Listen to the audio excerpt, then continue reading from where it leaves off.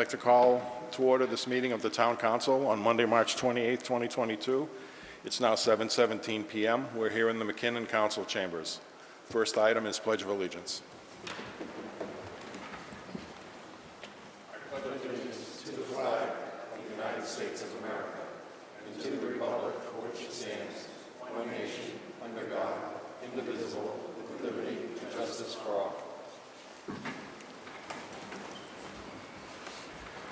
Item number 2, roll call. Councillor Adams. Present. Councillor Catrona. Present. Councillor Daniel. Present. Councillor Dow. Present. Councillor Dow, you're not. Oh, I'm sorry. It's okay, I'll mark you as present too. Councillor Jovan. Present. Councillor Marquetti. Present. Councillor Ryan. Present. And Councillor Steves. Present. Very good. Item number 3, consider and accept the Town Council meeting minutes of Monday, March 14th, 2022. So moved. Second. Thank you.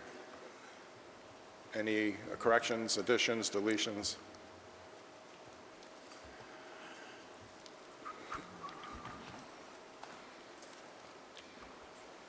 Very good. All those in favor? Opposed? Abstain. And 1 abstention. 701.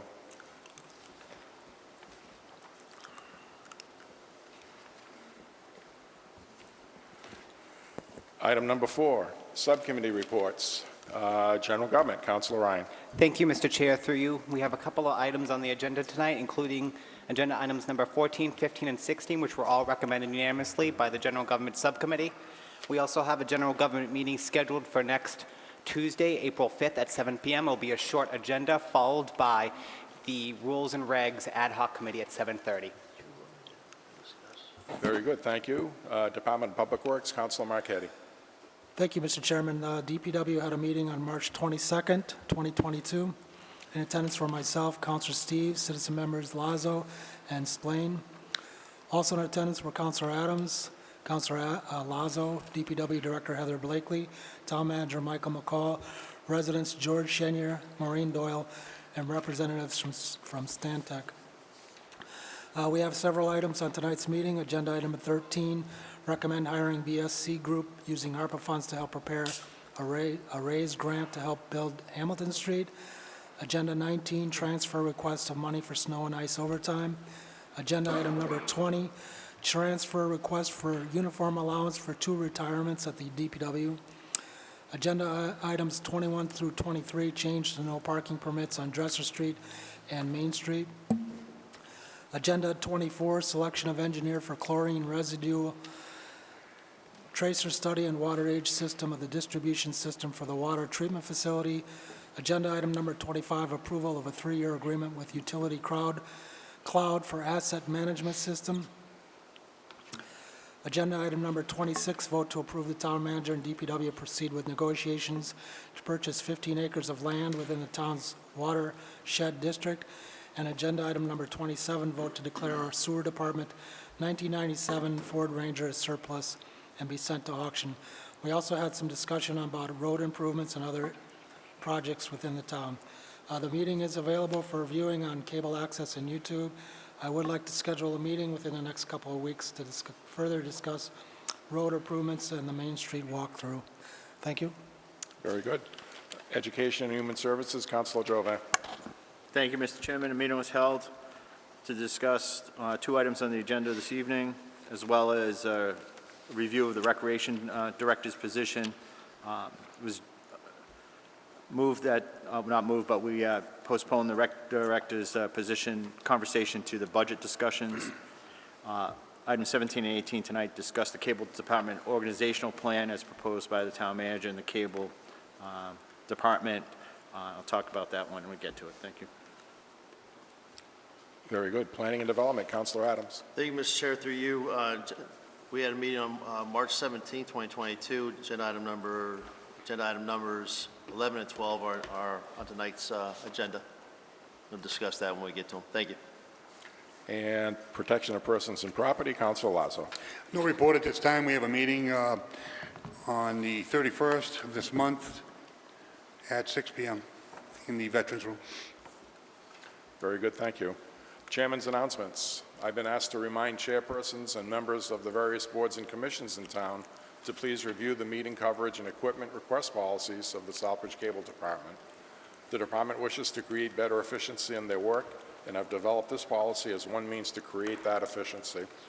Please refer to your emails or contact the Cable Department for more information. They thank you, as I do.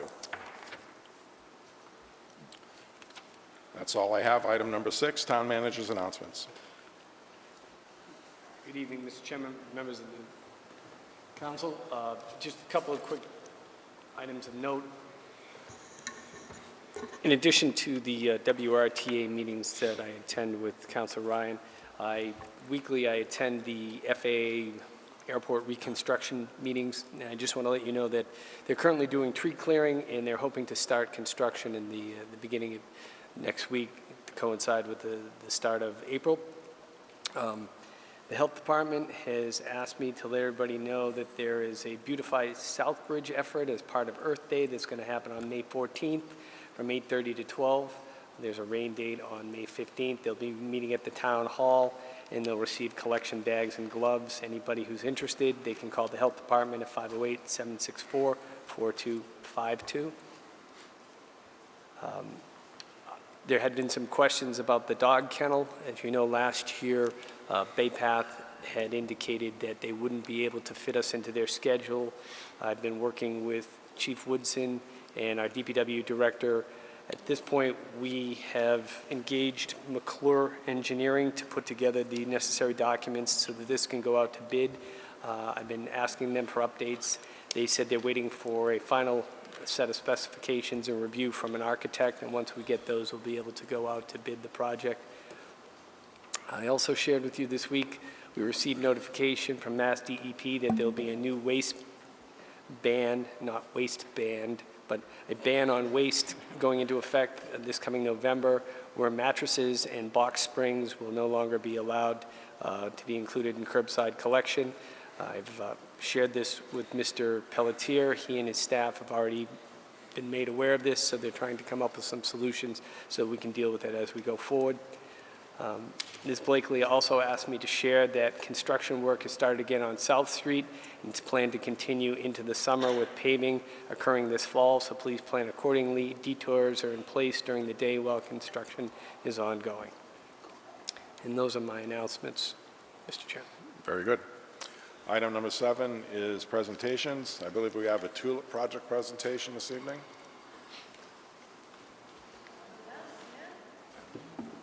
By Ms. Laura Field.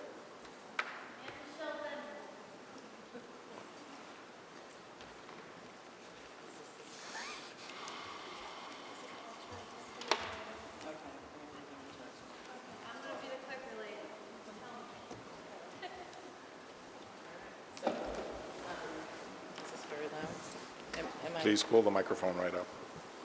Is this okay? Yes. How's that? There you go. Good, much better. Thank you. Thank you for having us to speak about our upcoming event on the Southbridge Town Common on April 23rd. My name is Michelle Benjamin. This is my colleague Laura Field, who works just next door at Open Sky Community Services. So we're neighbors. Open Sky provides support for over 5,000 individuals with varying disabilities and other complex challenges, and over 100 programs across Central Mass, including Southbridge. So we are your neighbors. Our mission, thank you, is that we blend best practices with the power of community and partner with individuals and families to see beyond and live beyond perceived limitations to pursue fulfilling lives. And one of the ways that we help individuals served pursue fulfilling lives is through our community engagement initiatives. So community engagement is all about getting people connected to their communities, not just being in it, but actually being a part of it and assuming a valued role. No, not yet. Just a couple of examples of what we do. Our Club 21 initiative is just one of the ways we go about connecting people to the community. Club 21 pairs up people with that we serve with folks in the community to do various things together. In this particular picture on the bottom, they're sharing a meal they made together, a homemade meal. On the right is our Whiten Mill Complex in Whitensville, where Open Sky sponsors free concerts during the summer. So those are the types of things we do, but I don't have enough time to go into everything we do, so just some examples. And on that note, we have an event coming up, our Hope Day celebration, in which we are partnering with the town of Southbridge to bring mental health awareness and suicide prevention information to the community.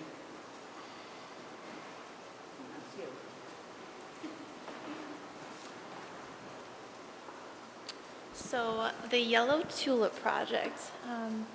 Open Sky is a proud ambassador of the Yellow Tulip Project, holding Hope Day events in various locations throughout central Massachusetts each year. It's a youth-driven nonprofit organization.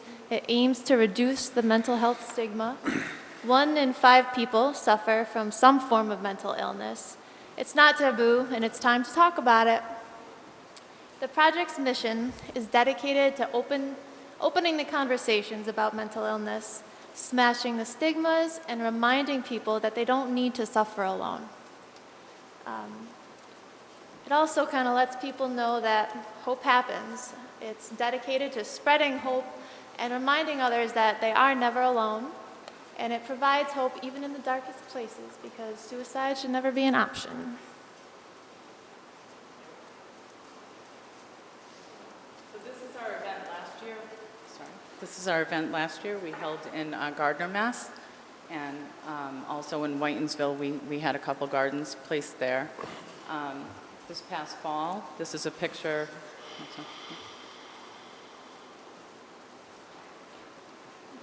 I swear there's a picture. Nope, too far. There we go. That's some of our folks planting 1,000 yellow tulips on your town common. It was a long day, but it's going to be beautiful. And we put these there to promote hope for the community and awareness around mental health and suicide prevention. So this year, this spring, when our tulips bloom, that's going to be the backdrop for this event, the Hope Day celebration. So what we're hoping to do is to raise awareness about the event, to connect with people if they want to be involved, have a table. We're looking for people who are invested in health and wellness. We are also looking for people who are just part of the community, doing things like the arts or yoga or anything like that, because that all contributes to our well-being, to connect on things with similar interests and promoting creativity and so on. So we're looking for all those people to reach out to us to be involved.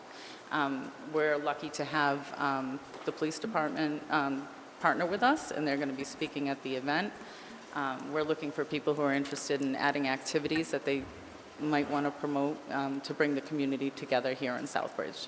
And we're looking forward to getting to know the town better. And I can't see her now because I'm blinded by your lights, but Peg introduced herself, and Peg Dean, and the opportunities are already presenting themselves. So we really appreciate the time to be here, and thank you. Very good. Any questions from the council? Comments? Councilor Adams. Thank you, Mr. Chair.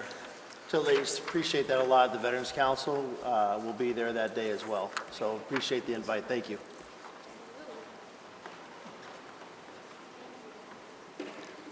Thank you very much for the presentation. It's definitely informative, and your work is good.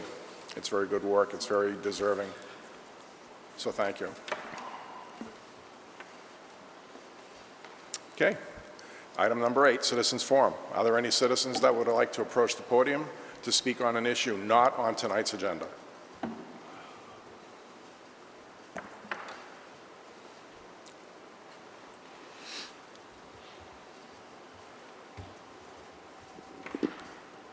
Donald Solinsky, Henry Street. What these two women are doing is important. It isn't just about crushing people like the police and the animal control want to do. And as a resident of Southbridge, I'm here to voice my concern about the renewal of Caitlin Spencer's contract as animal control officer. I'm sorry, that's on the agenda tonight. You need to speak on that when the agenda item comes up. Oh, really? All right. Can I have my 5 minutes back since I...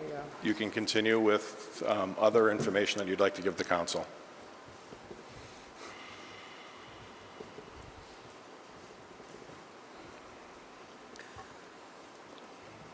All right, well, I'm just going to talk about how the chief of police, the incident that happened at Cumberland Farms, how he lied about that whole incident, and I got paperwork that can prove it. I went in, and the woman, there was the assistant manager, she said, that dog can't come in here. And I said, it's a service animal. And she says, well, I never saw a service animal with a muzzle on. And I says, well, you're seeing one now. And so she said, I told her to call her manager. She called the manager. She said, you can't come in here. I says, all right, I'll take it up with corporate. So I left. This was 5 o'clock in the morning. I called the corporate office. They give me the runaround. I asked them for video. They said I had to get it from the police. And then come the town hall meeting where they were voting on what to do with my dog, the chief of police said that a police officer came up and my dog was growling at people, and that never happened. I got paperwork that shows that the police didn't come until 10 o'clock in the morning, and I was there at around 5:30 in the morning. For town officials to lie like that is unconscionable, and there's other things, like the lying about, from the town manager, about how Caitlin Spencer worked to place my dog. That never happened. And how Councilor Jovan and Councilor Lazo were saying that they never voted to kill my dog. It's on video.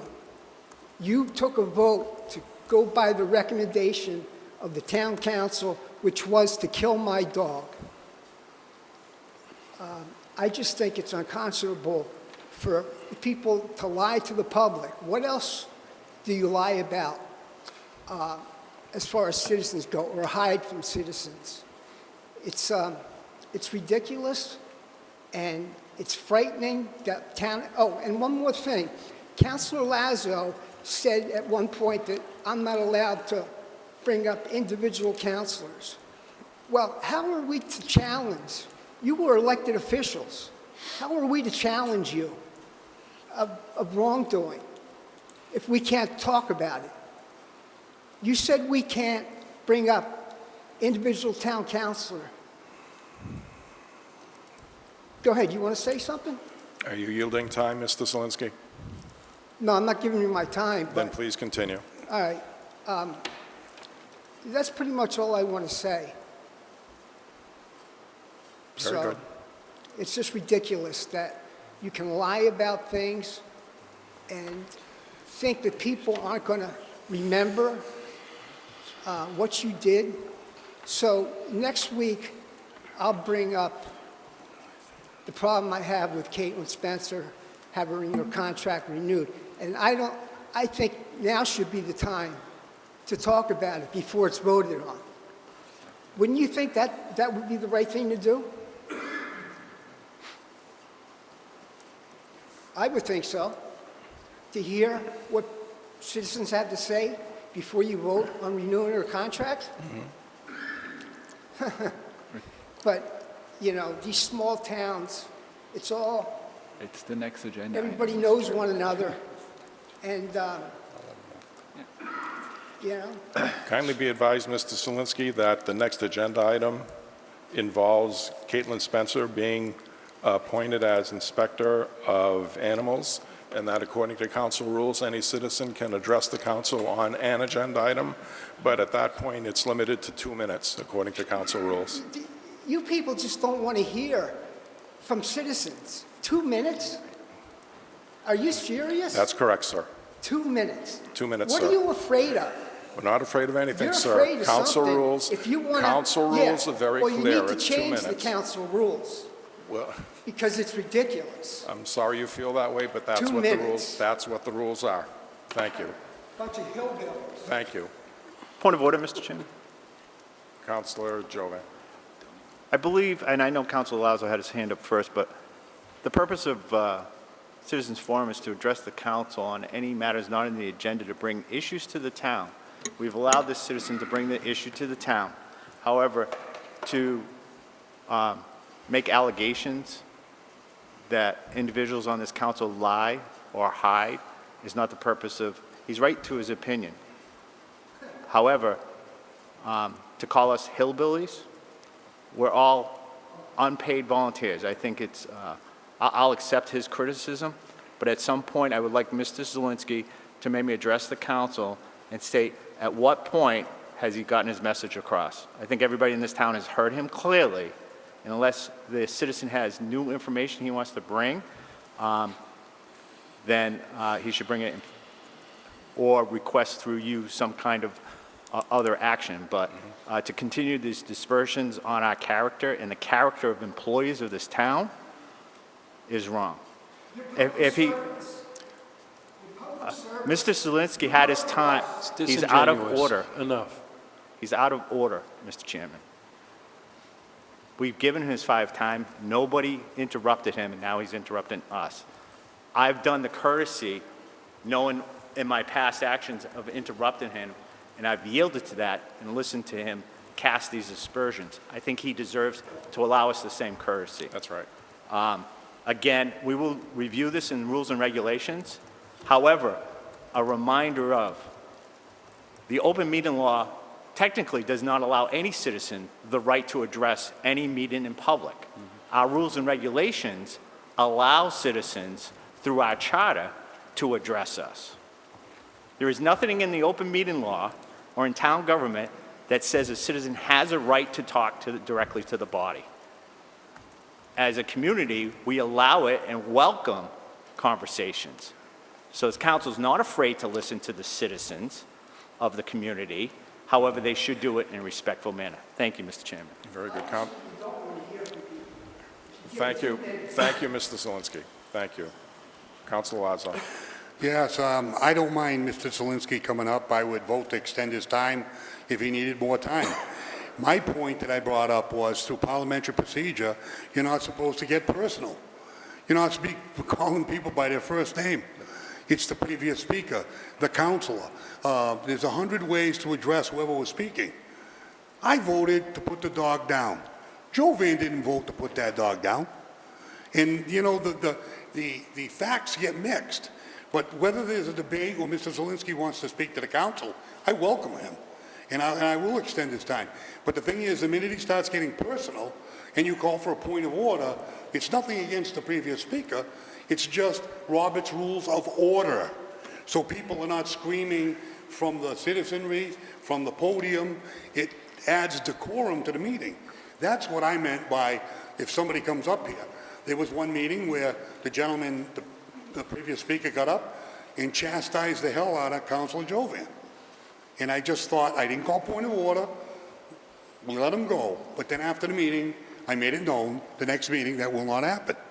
Thank you. Well, why don't you challenge me on the truth? Thank you, Mr. Chairman. Mr. Zelinski. Anything I say is a lie. Thank you, Mr. Zelinski. Mr. Chairman, Thank you. Councilor Marquetti. thank you. Just as a point of information, at agenda items, residents are allowed 3 minutes, not 2 minutes. Is it 3? Yep. I have to check the rules. Okay, thank you. You're welcome. I stand corrected. Are there any other citizens that would like to take the podium to address an issue not on the agenda for tonight?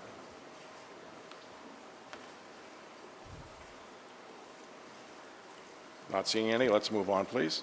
Agenda item number 9, vote to confirm the reappointment of Caitlin Spencer as Inspector of Animals in accordance within the provisions of Section 15, Chapter 129 of Mass General Laws, effective May 1st, 2022 through April 30th, 2023. So moved. Second. Any discussion from Councilor Adams? Thank you, Mr. Chair. So I want to thank Councilor Lazo for allowing us to bring this up past the PPP subcommittee, which he's holding later on this week. According to the paperwork, of course, my computer just went out, it was due to the state on the 1st of April. Saw fit to be able to push this through to make sure that we, as a town, appoint or vote to appoint her on time. They did just receive the paperwork a few days before, so about 10 days ago. Even though it was out before that, they just received it in the mail. So, and I talked to the Chief Woodson about it as well. So he highly recommends her to be reappointed. Councilor Lazo. I would just like to comment on Caitlin Spencer. She is an outstanding animal control officer, probably one of the best we've had over the years. She does know the law, and if she doesn't know, she will do her homework. She made all efforts in many different dog issues. We've had a difficult one with the previous speaker on the Citizens Forum, and I think that she handled it in a professional manner, and I would love to see her continue. I am supportive of her to continue the great workings and to make sure that she can help us get that kennel built and not bump it along any further. But I think she's the girl for the job, and she's been doing a great job. I think she'll continue. Thank you. Very good. Anyone else? Councilor Steves. Yeah, actually, this is just a clarification here. We're actually reappointing her as Inspector of Animals, not Animal Control Officer right now. They're two separate roles. That's correct. This one is the one that goes through and deals with like farm animals and barns and things like that, as opposed to dog control. I didn't write the agenda. He's right. That's right. Anyone else? I didn't hear Councilor Steve, so. Councilor Steves pointed out that this appointment is for Inspector of Animals, which is not Animal Control Officer, but instead a different position, which involves the, basically animal husbandry. Yeah. Thank you. Anyone else? Very good. All those in favor? Anyone opposed? Unanimous of all present. Item number 10, vote to ratify contract between Town of Southbridge and Top Notch Abatement LLC for the completion of removal of asbestos from the boiler room at Cole Avenue School in the amount of $50,000 and allow the town manager to sign all related documents. Second. Councilor Adams. Thank you, Mr. Chair. This came to me when you were out, Mr. Chair. This became an emergency decision at that point in time. We did not have time to bring a special town council meeting together or wait for another town council meeting to happen. What took place, and I know the town manager can speak upon this as well, is they had identified that there was asbestos in the boiler room. They also identified that asbestos was flaking off all over the place. I do know that there's a past history of asbestos management control, but at this point in time, they decided they had a plan in place to remove the asbestos. But when it went to DEP, DEP refused that or said absolutely not, and they actually expanded that area out. That wouldn't have been the emergency, the asbestos, because it was a controlled area. The point is the boiler stopped working. And when the boiler stopped working in the Cole Avenue area, the temperatures got to a certain level for the kids and for the teachers. I spoke personally with the town manager and Dr. Villar, kept in contact with everything that was happening at that point in time. Took a look over at the contract at the same time.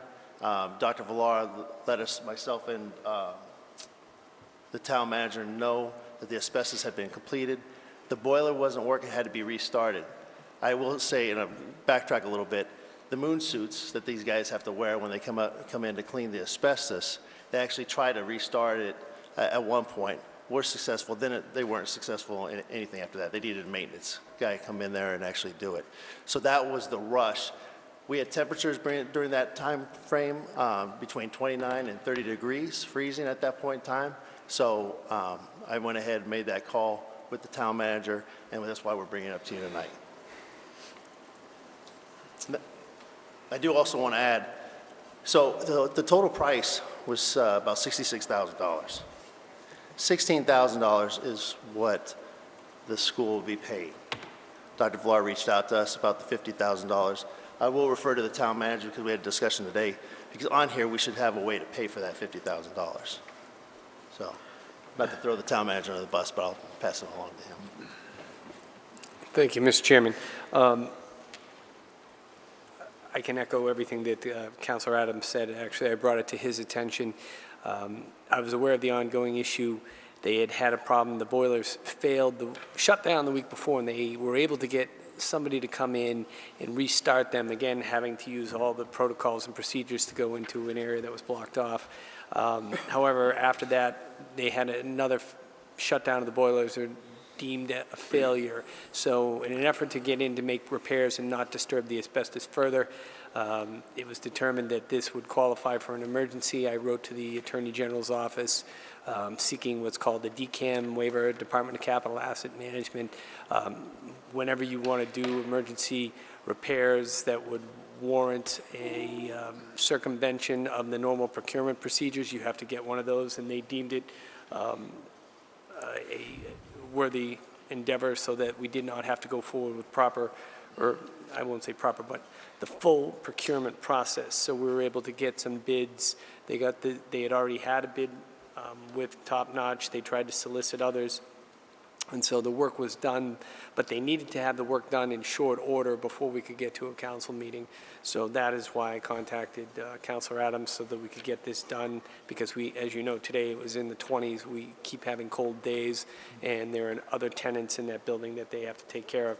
So in speaking with Ms. Harnois, there is an account. It's called, I want to say, for demolition of buildings, and she had indicated that that would be the appropriate account to take this money out to do the abatement of this asbestos at the time we spoke. So,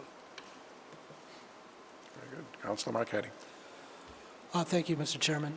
If this is an emergency, then probably we should take it out of free cash. I mean, that's what free cash is for emergency situations. I'm just asking that, I hope that the classes that are in that building have been evacuated. There's no more classes in the...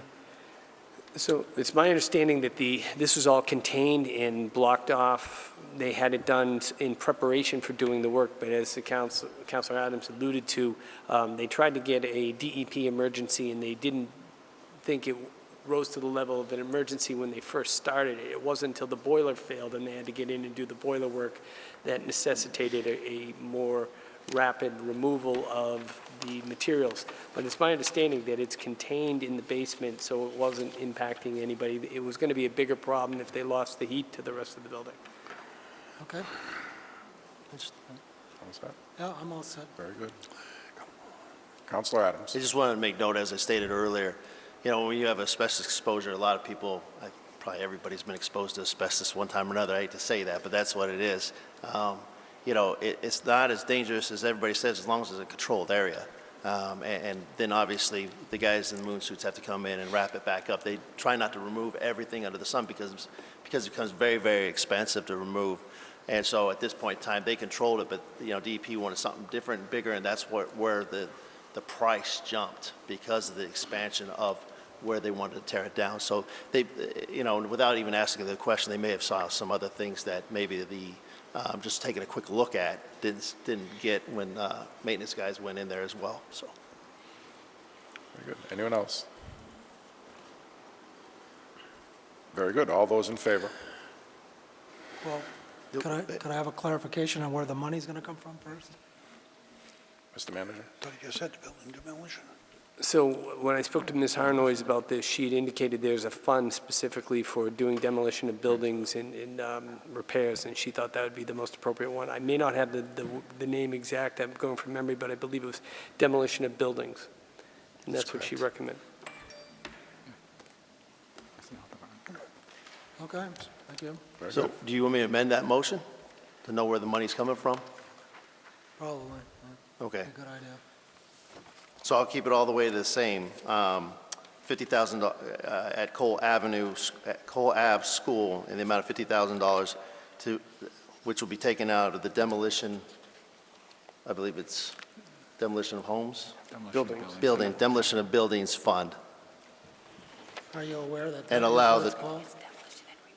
Demolition and repair funds. And allow the town manager to sign all related documents.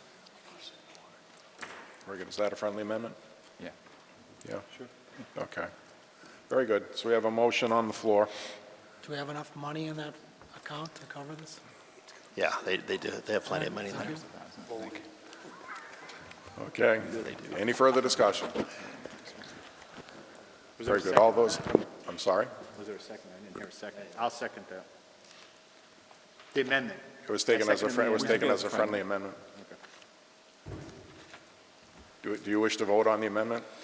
Do you wish to have a I vote on would, the amendment? Mr. Chairman, I would say yes. We're taking and transferring funds. It Yeah. should not just be a friendly amendment. agree, It should be yeah. an actual vote. Very good. Okay. So we have a motion, an amendment to the motion, and a second. All right. All those in favor of the amendment? Opposed? One opposed. Motion, the amendment passes. We now have an amended motion on the floor. Any further discussion? Very well. All those in favor? Opposed? 7-1, motion passes.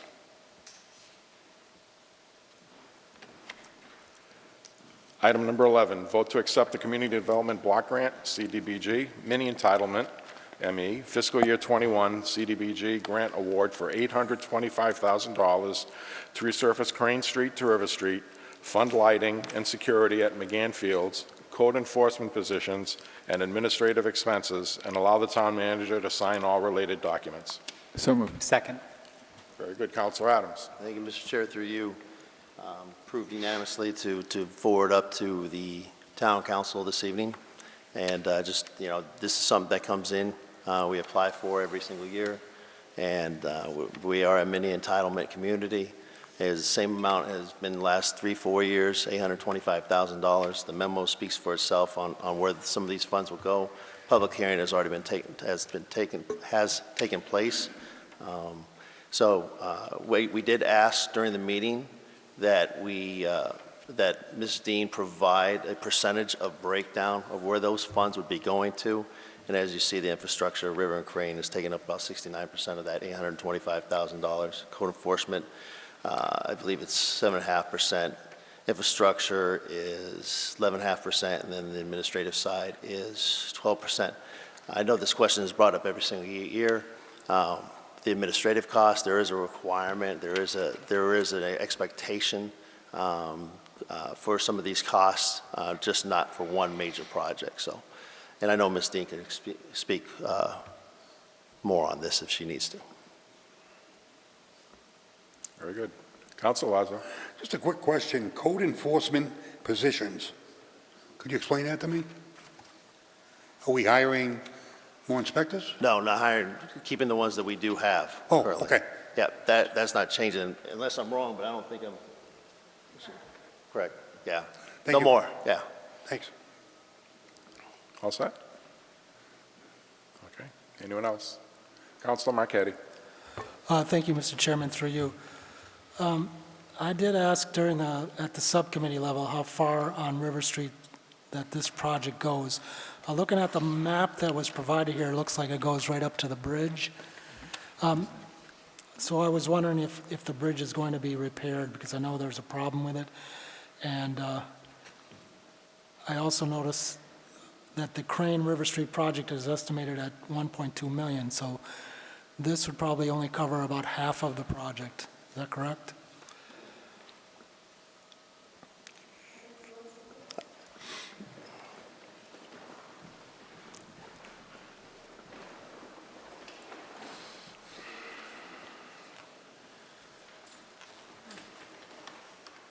Good evening. So I don't believe there's any problem with that bridge. That's not a bridge that we have a problem with. That's River Street and Mill Street bridges are the ones that are being replaced, not the one on River Street. Okay. So there's no problem with that bridge, and the project is going to the bridge. The other question was where the other funding would be coming from.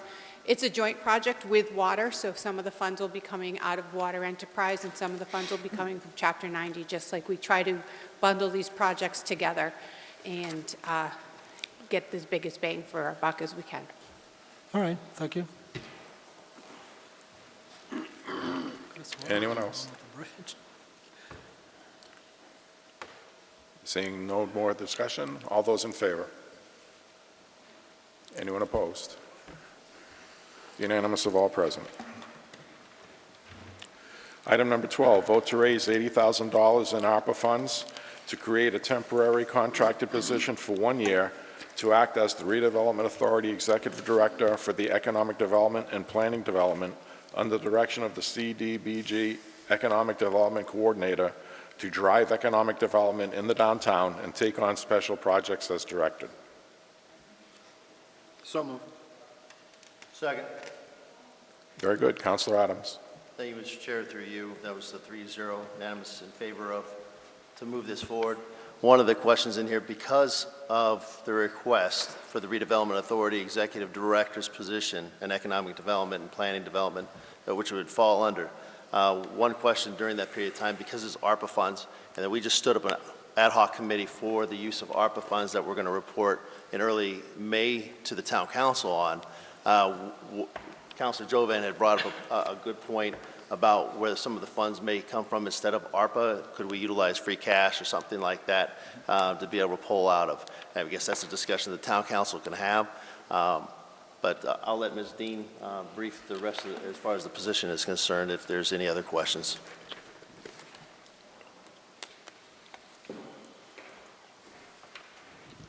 Good evening, Town Council. Thank you for letting me speak briefly. I'm a huge advocate for increasing our capacity. Right now is this sort of one-time opportunity for pursuing funds such as ARPA, such as the Infrastructure Investment and Jobs Act, and how they tie into economic development specifically. Our urban agenda and local rapid recovery plans recommended increasing our capacity for downtown revitalization. If any of those ARPA funds or those IIJA funds could be used for downtown revitalization, this position could potentially be involved with those. And then their priority would be to really be brokering for filling our vacant storefronts and putting in retail where right now we have potentially social services or churches to increase the demand for retail in the downtown, to see those others maybe interested in more affordable rents on the side streets and outskirts. I'm not sure if 1 year will make as large an impact as I'm hoping, but I feel like this is just one strategy in the toolbox that we could try to use.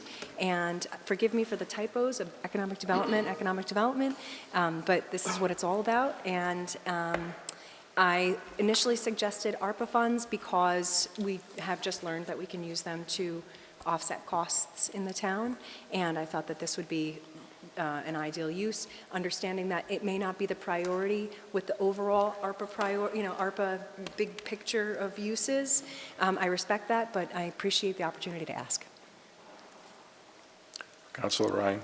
Thank you, Mr. Chair, through you to Ms. Dean. I want to jump off one point you kind of ended with, which was 1 year may not be enough. Is this something you're going to be continuously coming back for support to extend this position? So I pitched it initially when we talked last year. I had pitched it as a 2-year position, but when it came down to sitting down and writing down the number I'm asking for, my heart sank thinking about investing that much up front. What feels right to me is things are incremental. If this person was successful, that I could come back to the town and ask for additional funds for another 1-year position. And during that first 1 year, you have benchmarks, milestones to make sure that they're successful. So you're looking at them at 3 months, and if they're not filling the bill, then you remove the person from the position. It may sound harsh, and it may take time for them to be able to prove themselves, but we don't have time. I come back often to Rob Nahagian, the one counselor in real estate who came to the town and did a macro-level assessment on behalf of Franklin Realty, who, after the fact, came to me and said, you have 2 years to take advantage of the funds that are out there to try to make something happen in Southbridge. And so this feels like our chance. Let's bolster them. And I appreciate all that. The concept is wonderful. I want somebody working on this. My only issue is one of the things that first got me involved in town council was the use of one-time funds for job positions. You get on a really risky, shaky foundation when you start using one-time funds for these job positions. And that's why I think we need to be very careful about how we set this up so we're not setting a dangerous precedence going forward. I just personally think it's bad fiscal policy. I would rather see it built out into the budget and try it for a year than trying to use one-time funds for that. I don't think that's something we had one manager that did that. I don't think we should be doing that again. Thank you. Ms. Dean. Yes, having been a town administrator in a small town, I'm leery of putting it into the budget as an employee, as a full-time employee. I think that to be able to back out of that seems near to impossible. I think that the strategy is you do this contracted position. They're treated almost as a consultant, and they're working for the town and it's very clear from day one that this is a short-lived position. You could attract someone from outside of your region. They wouldn't be part of they wouldn't need to be part of your community permanently to be able to come in, bring the expertise, help us deliver on what we need in a short term and be done. Council Jovan, then Council Lazo. Thank you. Through you. First, I'll agree with I understand the reluctance to not hire full-time. I think that's always the better way to go, because once you hire them full-time on the books, you own that person, then you're responsible for unemployment if that doesn't work out. So I do like the contract approach, so I do appreciate that. Also, at the subcommittee meeting, we did discuss the benchmarks, which I appreciate the fact that you brought those up about how are we going to measure this person. And I think given the economic climate that we're in and that we're going to be in for the next 2 years, I think we, as a community, we have to be aggressive to try to paint a picture of what we can attract to our downtown area and throughout the community. So I do appreciate all the grants that Ms. Dean's department has brought to us, a lot of money, and that takes a lot of work, and this is just something else that the long-term vision of the town. We see residential areas that are going up. It's exciting to see the Wells building pretty much completed. There'll be residents moving in probably within a month. Those people will want a nice, vibrant downtown to work, to visit and work in. You look at that, what they're doing with K Street, and you're seeing the new windows come in, another residential project. That's two areas of town, one upper, one lower, that are going to want a vibrant downtown. So I think this is a risk worth taking. And I would support the ARPA. I do appreciate the work of the ARPA committee. There's a lot of money sitting in there. $80,000 is a drop in the bucket, and given the other pockets of money that is a fiscal conservative town that we have tried to be with the last several years, we do have other pockets. So this is what ARPA is for, is economic development, replacing COVID-related issues. So I would support this approach and look forward to, especially the fact that Ms. Dean put in that there will be definitely benchmarks to the person's performance, so that it's not just somebody that goes into a position for a year and says, well, maybe I can work it into a full-time job. That's not what, I think that's what you said you're not trying to work in. It's very short, targeted approach. So I support this. Thank you. Thank you. Council Lazo. Yes, I too agree with Peg Dean. Peg, on this one here, it's short-lived, or it can, depending on how it bears fruit, how you will deal with it going forward. And I think you've provided some oversight and accountability on other grants and projects that shows this concept is the way to go.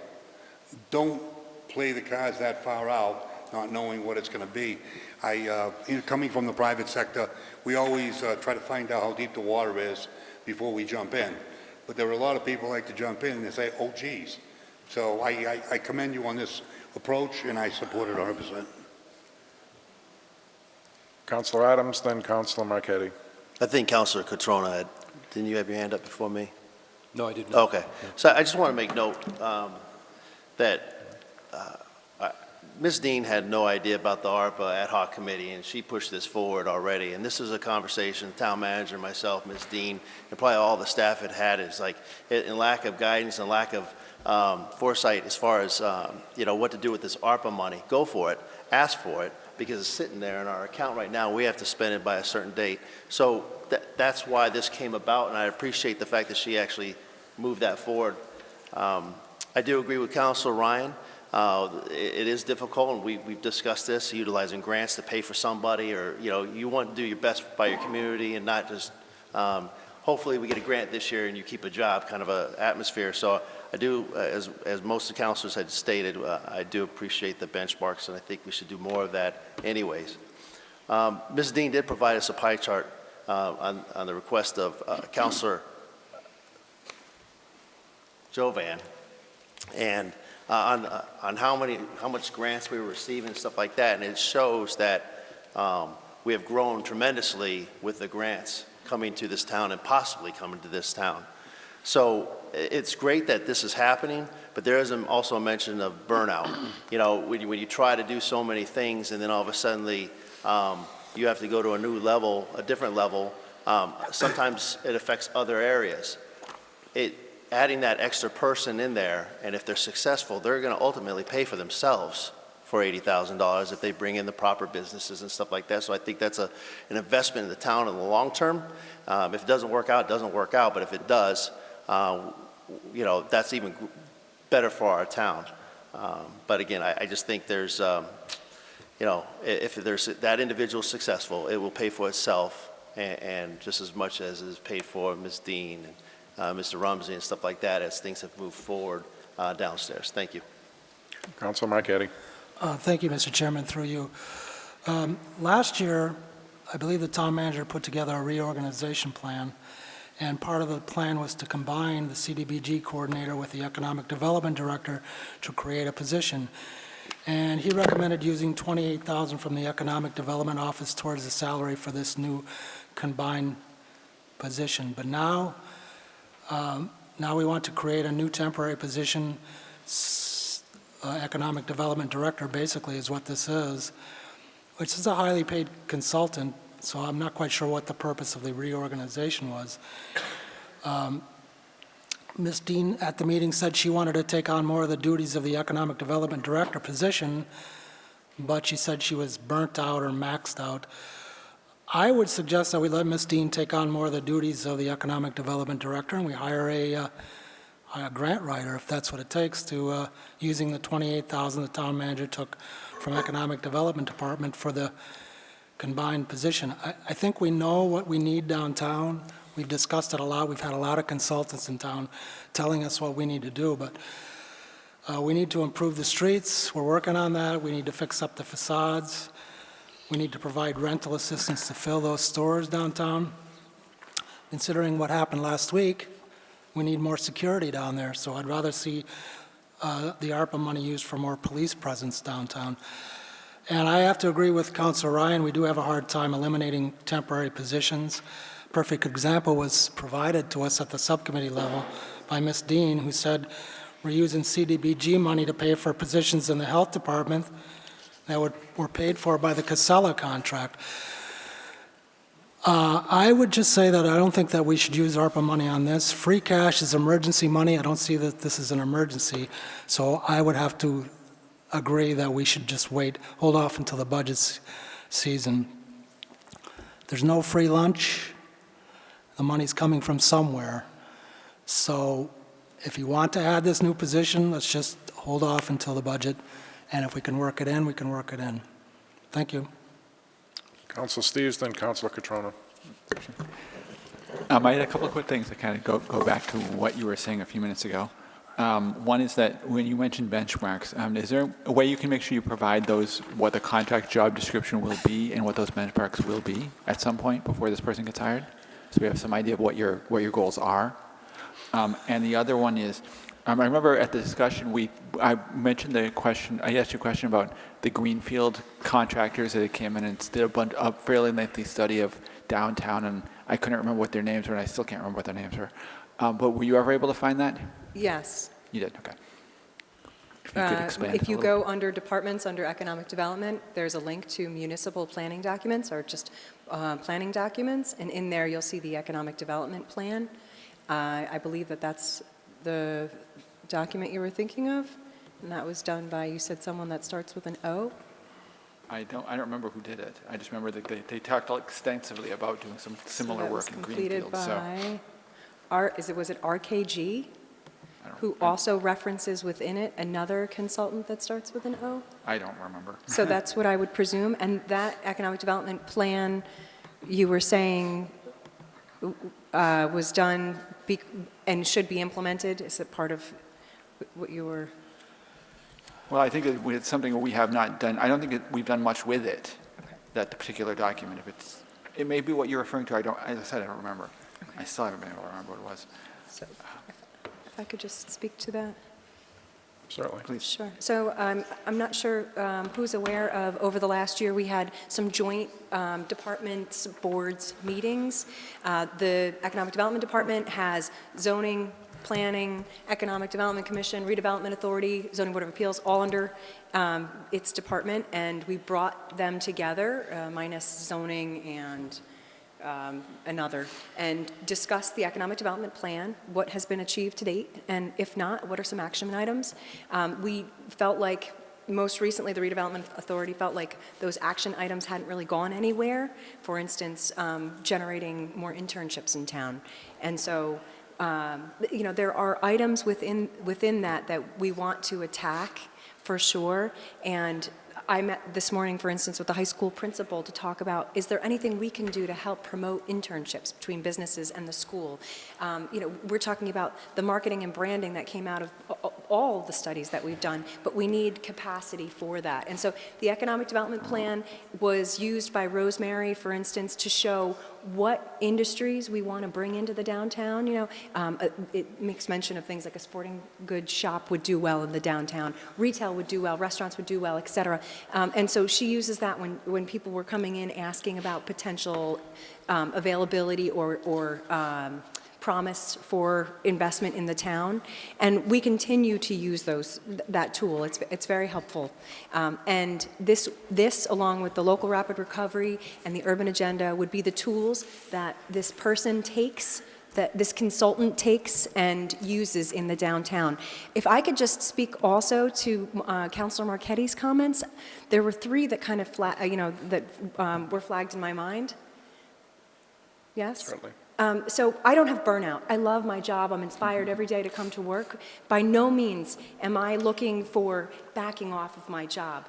My philosophy is that we downsized the department to save money for the town, but we don't want to lose a window where there's extra opportunity. We don't want to build in another full-time position, but we do want to see ourselves using the available funds to our capacity, or taking advantage of the market being good while the time is right. And so I just envisioned this as a short-term gig.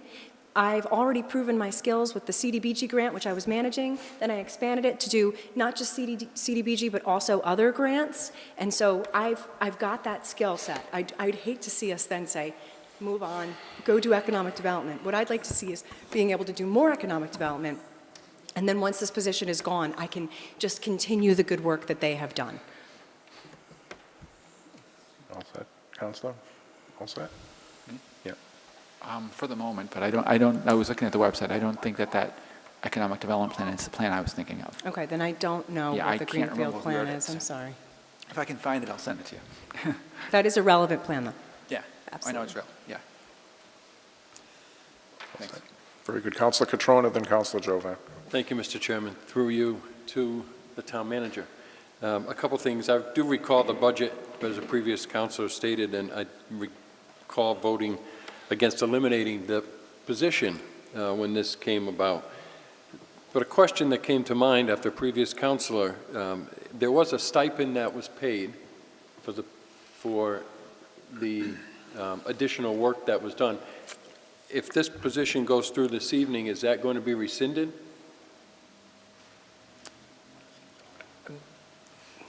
Through you, Mr. Chairman, I'm not entirely clear on the stipend. We did increase Ms. Dean's pay because of her enhanced duties. I don't know that she's getting a stipend. Are you referring to her or the previous economic director? I just want to, I don't know right now. Possibly. What I heard earlier was that additional monies were paid out, $28,000, So, to do a dual role, if I recall.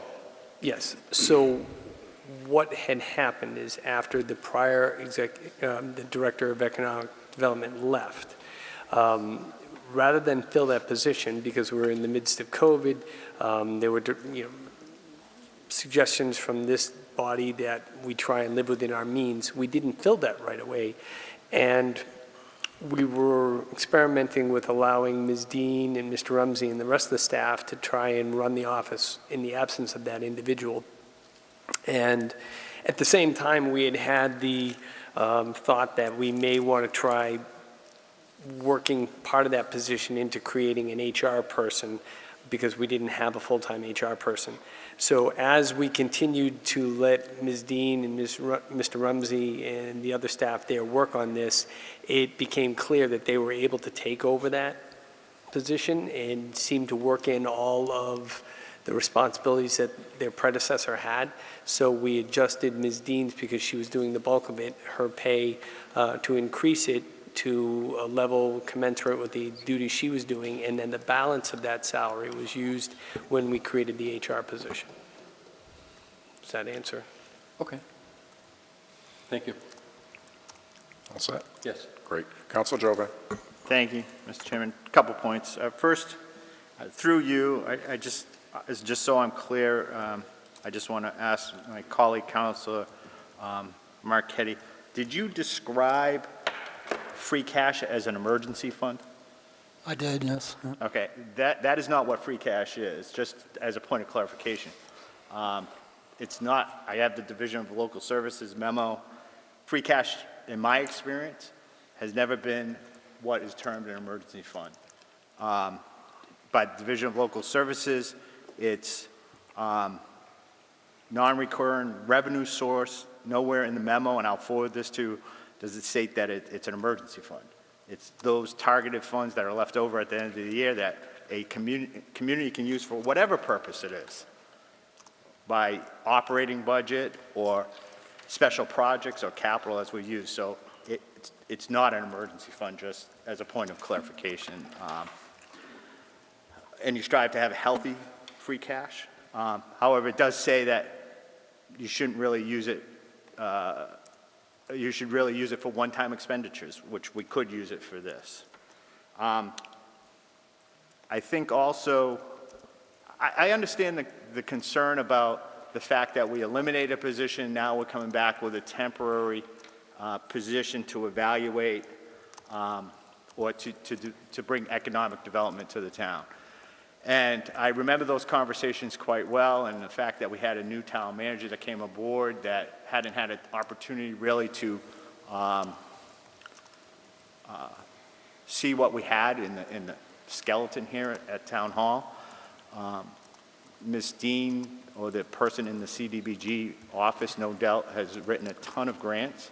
And I look at her position at if she was just doing CDBG, we nearly wouldn't have the amount of money that's coming to the town on certain other projects, i.e. the rail trail grant, $1 million to DOT. That was a team approach by the town. All those grants, I just want to caution the council as well, all those grants are going to require oversight and management. And if we want to continue to develop the town and have economic vibrancy, we need to promote that while also maintaining the projects that we have.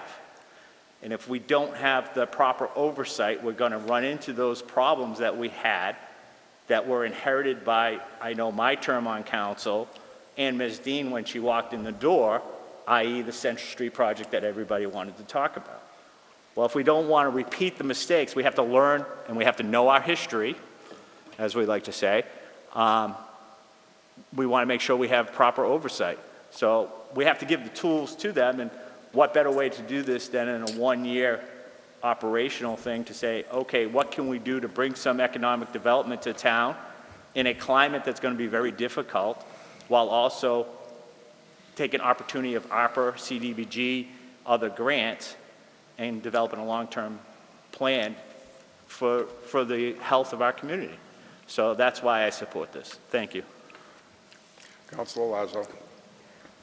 I wasn't going to speak. I think it's been talked to death. I think when you look back with the previous economic development and its department as a whole, new manager comes on board, and which he has done frequently since he's been here, basically turn something upside down, shake it, get the dead wood out of it, stand it back up, rebuild it, reconfigure, and try and make it better than what it was. That's one. Two, our Economic Development Subcommittee chairman turned around and said, the Harper Fund has a time limit, you know, we have to spend this money. This would be money well spent. Our department head, which I will never use the word burnout in the same line as that lady. That's just not there. So for me, when I look at the team and where they're going with it, you got my support. We're going to continue to do the things you have to do. I mean, doing it on and here's a department head. Normally department heads come in and say, I want a 5-year person, a 10-year person. Less work for me to do. Not this girl. This girl here is very particular on how she dissects the issue, how she comes forward. You've got the manager, subcommittee, everybody on board with it. Don't know why we're discussing it this long. I think you did a great job with this. I'm willing to move forward. I do remember where we were before we reconfigured things, and we couldn't even get straight answers on the parking lot from hell. I don't forget where I come from. I remember those days, and now I remember where we are now. So for myself, we have done a big turnaround. We're heading in the right direction. Let's go. Thank you, Mr. Chairman. Very good. Councilor Ryan. Thank you. I'll be brief. I appreciate all the discussion and insight on this tonight. I appreciate Ms. Dean's vigorous defense of this. As always, she does great homework and brings a lot to the table. I will support this tonight with the caveat that I will take you at your word that this is only going to be a couple years, because I do have reservations about using one-time funds. It's never going to go away. I think it's bad fiscal practice, but I'm going to take you at your word because your word has been gold thus far, unlike previous people in your role. So, thank you, and I will support this tonight. I'll see you in hopefully 2 years to take this out. Mr. Manager. Well, thank you, Mr. Chairman. I just want to add a little commentary to put things in perspective, too. It was a little over a year ago, we were looking at doing the budget for this year, and we still had no idea where we were going to be with regard to COVID. Many people were still in lockdown. Unemployment rates were significantly higher. We were trying to predict what was going to happen with local receipts. When we come with the budget presentation this week, we'll show you that the head count here at Town Hall hasn't increased. But I would be remiss if I didn't mention that the workload, because of the unprecedented situation that we had as a result of COVID, has increased. And a lot of it, the game changer was these ARPA funds and a lot of other federal funds that are coming, not just through the $5 million that we received, but there's money being placed into all these other programs, and that's how we have the money coming through us at the EDA. And we're working with the same number of people. We've redistributed, and we have some HR people, but the work that people are doing, I can tell you, even though we've already submitted that EDA grant, we're still talking and meeting with these people because the process doesn't end. And the financial aspects, the accounting and the management of these funds, including other FEMA funds and CARES Act. We talked when we had the ad hoc committee, and I've talked with Ms. Harnois and Ms. Ashley downstairs. We think that there is a similar need for someone in the finance department. Many cities and towns are using ARPA funds to hire a 2-year person to help manage and do the filing for a lot of these funds coming in. So the game changer is the money that the feds and the state are dangling out in front of us, and we have to be quick to respond to this. So it creates an interesting scenario where last year we were trying to be very conservative. Now we have all this money and we have to respond. And I would never say burnout, but I mean, people are, we're not walking, we're running at full pace, trying to keep up. We don't want to lose any opportunities. There's a lot of money out there, and we have to spend a little of this ARPA money to get some of that ARPA money. But I think these funds are only good for 2 years, up until December 2024. They have to be obligated and then expend afterwards. But a lot of cities and towns, if you look around, have contracted or grant-funded positions for the 2 years using these money to stimulate economic development or to respond and help manage either the funds or other activities related to securing these funds. So it would not be out of the question for us to do something like this, or also to get someone to help out with the management of the funds as they're coming in and tracking all these projects. Because if you think about it, in the short time I've been working with you folks, I mean, as I said, every week we're working with the airport, because you have a $7 million project ongoing there. You have pavement management. We're looking at the rail trail. We're going to be looking at the fire station. There's so many things that are going on, and there's additional funds out there. So we have to be aggressive, and to be aggressive, you have to have some of that support behind you. And as quickly as this is coming about, I think 2 years from now, the funds we'll see them dwindle off from the feds, and so having a contracted or a grant funded for a limited time may be the responsible way to deal with that. So, thank you, Mr. Councilor Marquetti. Thank you, Mr. Chairman. At the meeting, Ms. Dean, I thought you said you were maxed out. I thought those were the words you used. If I misconstrued that somehow, then I apologize, but I thought that's what you said, which is why I said you said you were maxed out and you wanted somebody else to come in and help out with the economic development. Like I was saying earlier, I don't have a problem with this position. I just think we should hold off until the budget is set. If he wants to add a position, okay. I'd rather see the ARPA money used for better security downtown, because believe me, in my opinion, that's what we need down there. It's no secret what we need downtown, and that's one thing that I would like to see more police presence to protect the workers and the residents downtown. So, thank you. Very good. Anyone else? Okay, we have a motion on the floor and a second. All those in favor?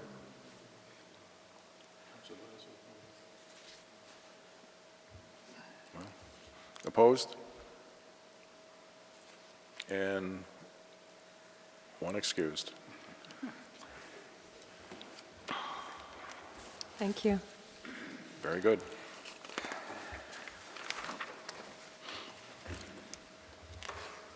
Item number 13, vote to approve hiring BSC Group Incorporated using local American Rescue Plan Act funds for up to $5,400 to help prepare a Rebuilding American Infrastructure with Sustainability and Equity RAISE grant application to reconstruct Hamilton Street, approve applying for the RAISE grant due April 14th, and approve the town manager to sign any related documents. So moved. Council Marquetti. Thank you. This was passed unanimously to send up to council. Thank you. Any discussion? Council Jovan. Through you, just a question. Local American Rescue Plan Act, that's not ARPA, right? Is that just a different, what is the local That's rescue? the infrastructure, Biden's infrastructure. If I may just clarify, that's a reference to your local ARPA funds. The local ARPA? Yes. Not the federal ARPA, the local. And I've just seen it referenced that way in some places, and so I wrote it because I'm pursuing other ARPA funds, so it's helpful for me when I think about your local ARPA funds versus ARPA funds through other agencies. Hence why we need somebody to coordinate and manage all this stuff. Thank you. Very good. Anyone else? Council Marquetti. I did take a look at the U.S. Department of Transportation website, which is showing recent examples of RAISE-funded projects. I don't know if it's necessary to hire anybody to do this. It looks like something that could be done, handled in-house, don't you think? It sure looked like it to me. They had everything, all the steps right there on the website for applying for the grants. Thank you. Thank you. So I do not think of burnout and maxed out as synonyms by any means. Well, So- you're still on the last one, okay? and so I am maxed out, and All right. is the DPW also potentially, at their, at their maximum All in right. terms of workload? This is due in 2 weeks, and we need a technical estimate, a preliminary design, or developmental design for the application, and it needs to integrate into it some competitive measures that would address things like climate change, climate adaptation, maybe we could look at the stormwater aspect, et cetera. If you hired a consultant, we would immediately meet with DPW, we would look at the strategy for the street, we would try to write the most competitive grant we could. This is a long shot, well worth it. Counselor Adams. Thank you, Mr. Chair. I just look at the following portion. It's $5,400 for BSC Group, but it's also possibly a $5 million plus project. So I'm sure it is not a simple application that needs to be filled out without some sort of expertise. And I think at that point in time, BSC Group has provided good guidance to us as a town council through the economic development team. And I do think we absolutely need something like this. I think the application's got to be longer than a couple pages. So, thank you. Mr. Manager? All I wanted to point out is this is an example of what I was referring to earlier.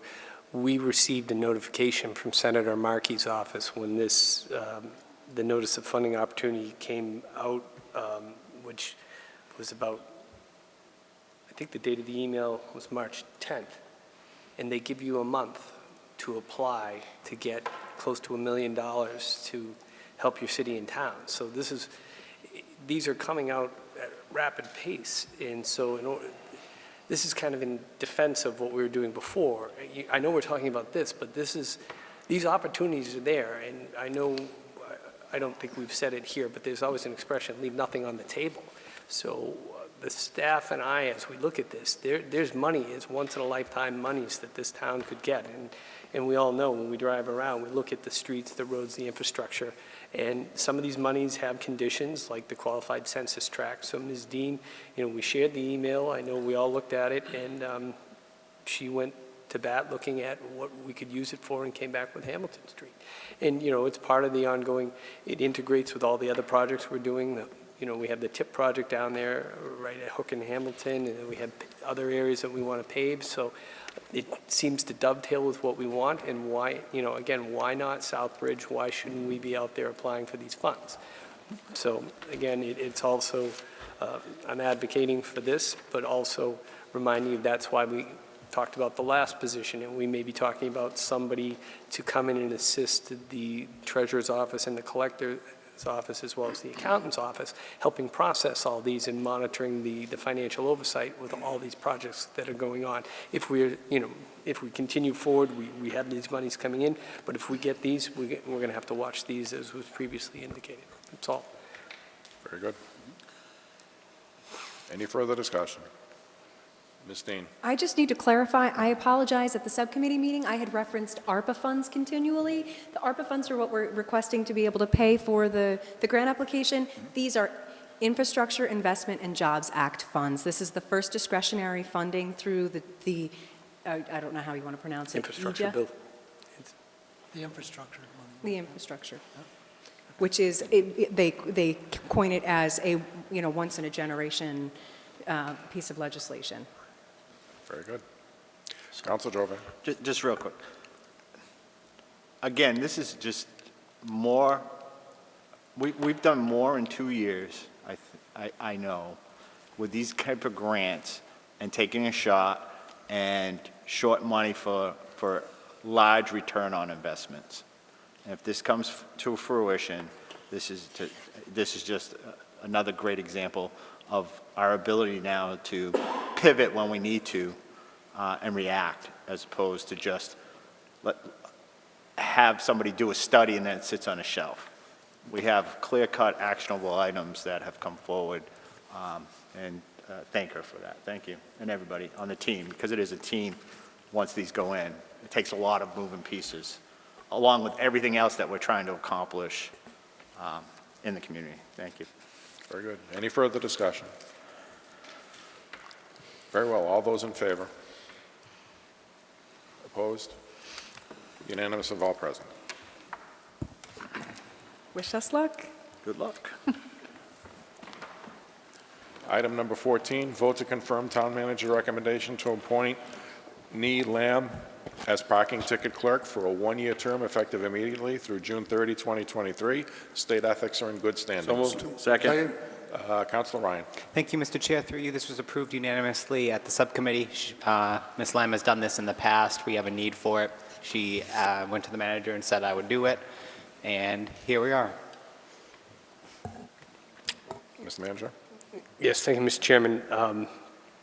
The only other thing I would add to what Councilor Ryan indicated was this came about because we did have a departure from the Treasurer Collector's office. So when that staff member left, she had held the parking clerk's position, so we wanted to ensure it stayed within that office, and I spoke to the employees there, and after speaking to the remaining staff, Ms. Lamb had previously done this and offered to do it again.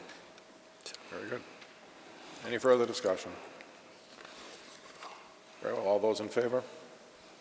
Opposed? Unanimous of all present.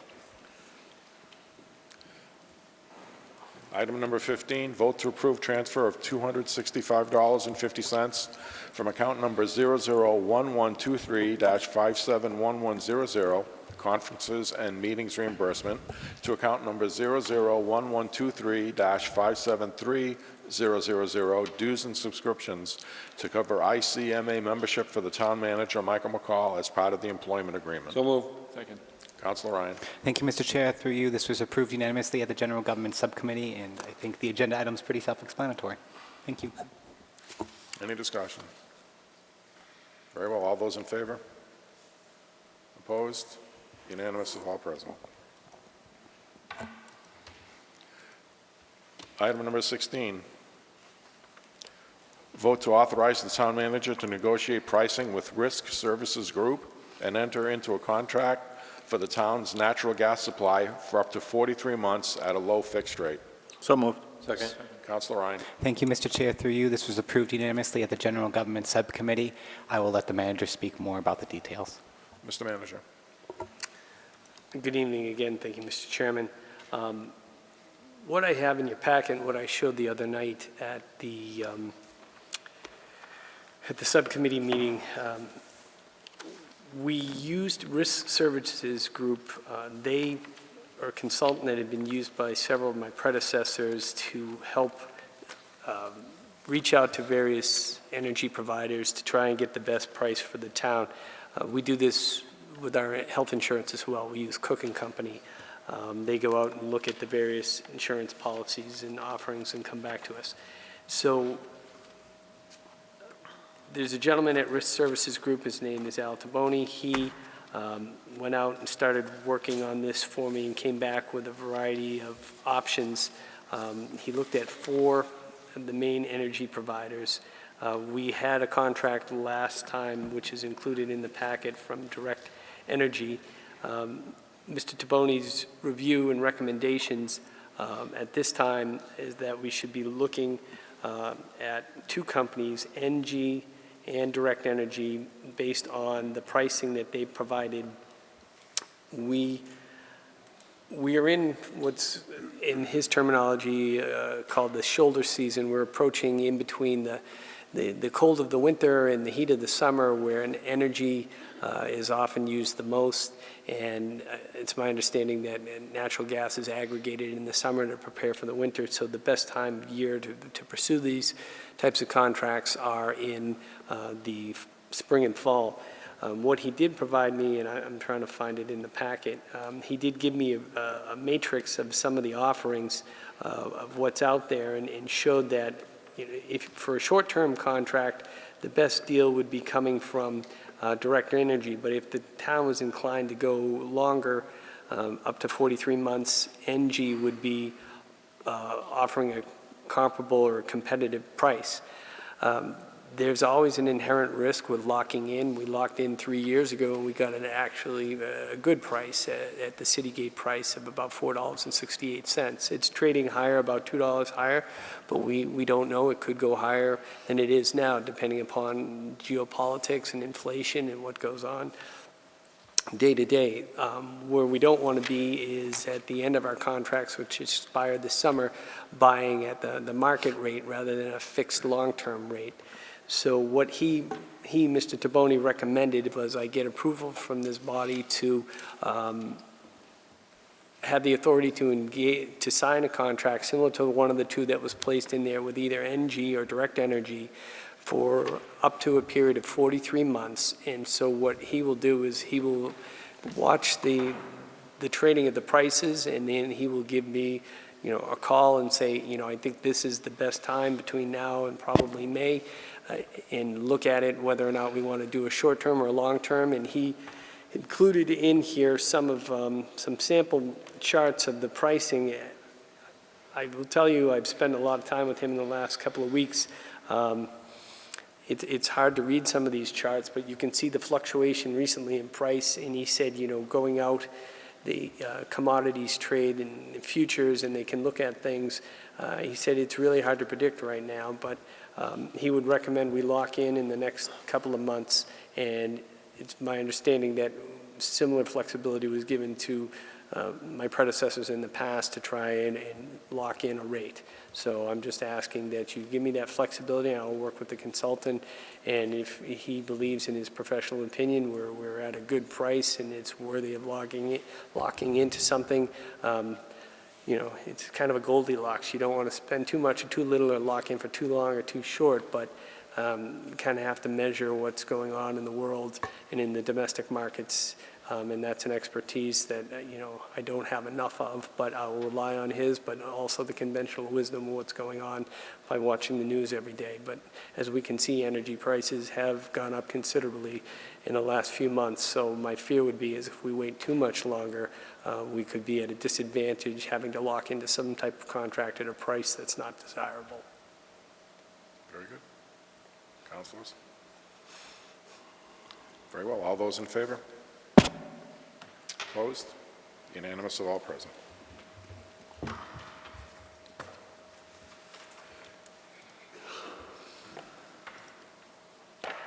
Item number 17, vote to approve the Cable Department Organizational Plan and proposed job description of the Cable Production Assistant 1, Cable Production Assistant 2, Cable Production Director, and Administrative Assistant 2. So moved. Second. Councilor Ryan.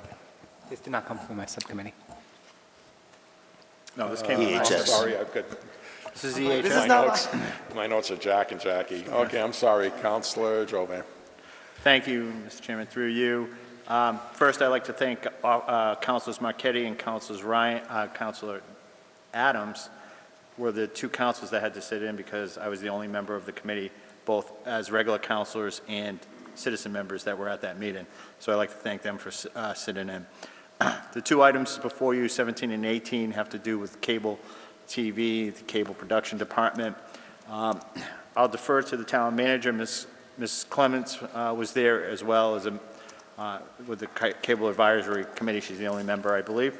The discussion was held about the different positions within cable department and how the review of the job descriptions better reflect the positions that are currently there, and then the salary schedule that would coordinate with what those positions are. So I'll defer to the town manager. Thank you. Very good. Mr. Manager. Sorry, Mr. Lazo. Council Lazo. How many people actually work with the cable TV channel?